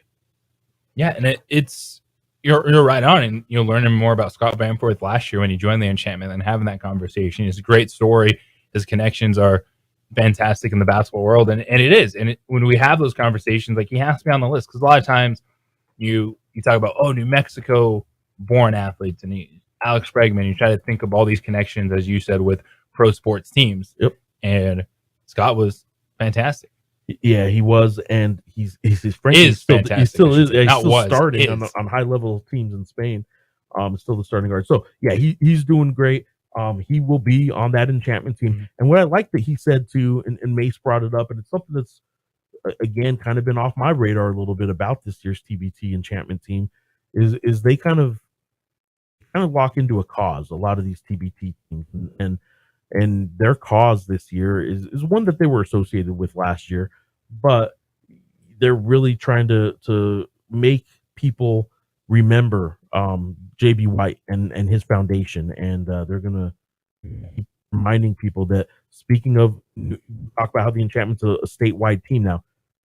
Out of Santa Fe High School, was about to become a Lobo, and it was a Saturday night party that he went to, and on Monday morning he was driving to Albuquerque to move into the dorm rooms where he was about to become a Lobo out of Santa Fe High School. He was shot and killed.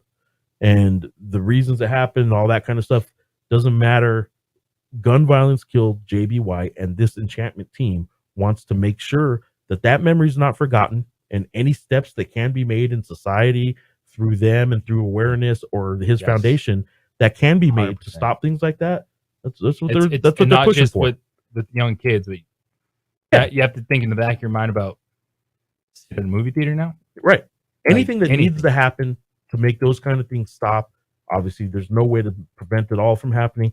But if there are steps that this society and all of us can be making, if it's just through awareness, whatever, like, this isn't any kind of debate on one side of the topic or the other. This is a debate on the side of, we know something has to happen. Let's all agree with that, and let's all figure out what can be done. This team, through JB White's memory, and guys like Scott Bamforth and Brandon Mason, who were on the show today, those guys are trying to make that happen.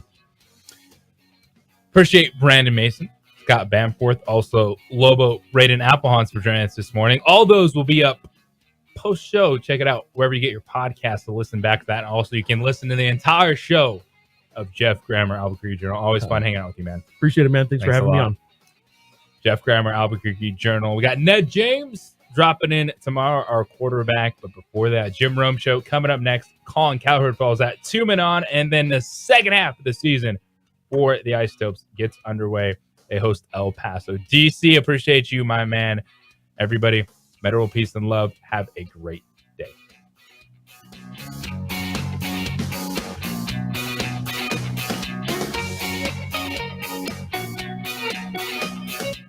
We would like to thank the following sponsors for making this broadcast possible. We fight the battles no one hears about. We drop into the middle of firefights to rescue others. And act as one-man air traffic control towers. We're the ones who go before all others.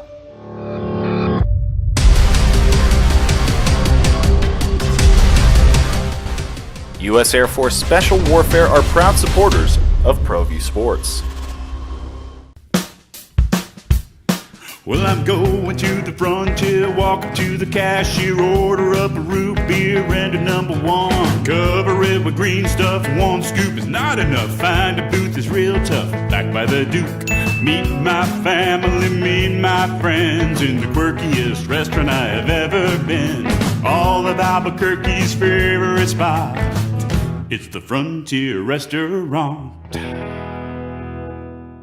The Frontier Restaurant is a proud supporter of ProView Networks.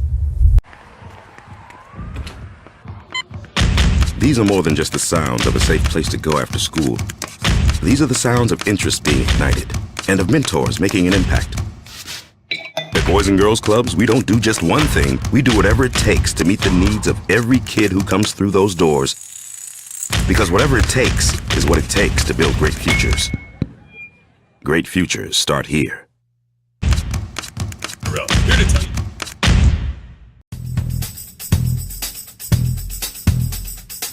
International Protective Services is a proud supporter of ProView Sports and New Mexico Youth Athletics. IPS provides residential and commercial security services in the Albuquerque metro area. For more info, please call 505-897-2420 or visit internationalprotectiveservice.com. Sometimes it's the small things that make life easier, like never worrying about being declined at an ATM when only cash will do. With You're Covered from U.S. Eagle, we'll cover you. even if the money's not there. That's a good feeling. And we do it with no extra fees or penalties. It's called trust, and we think that's important, especially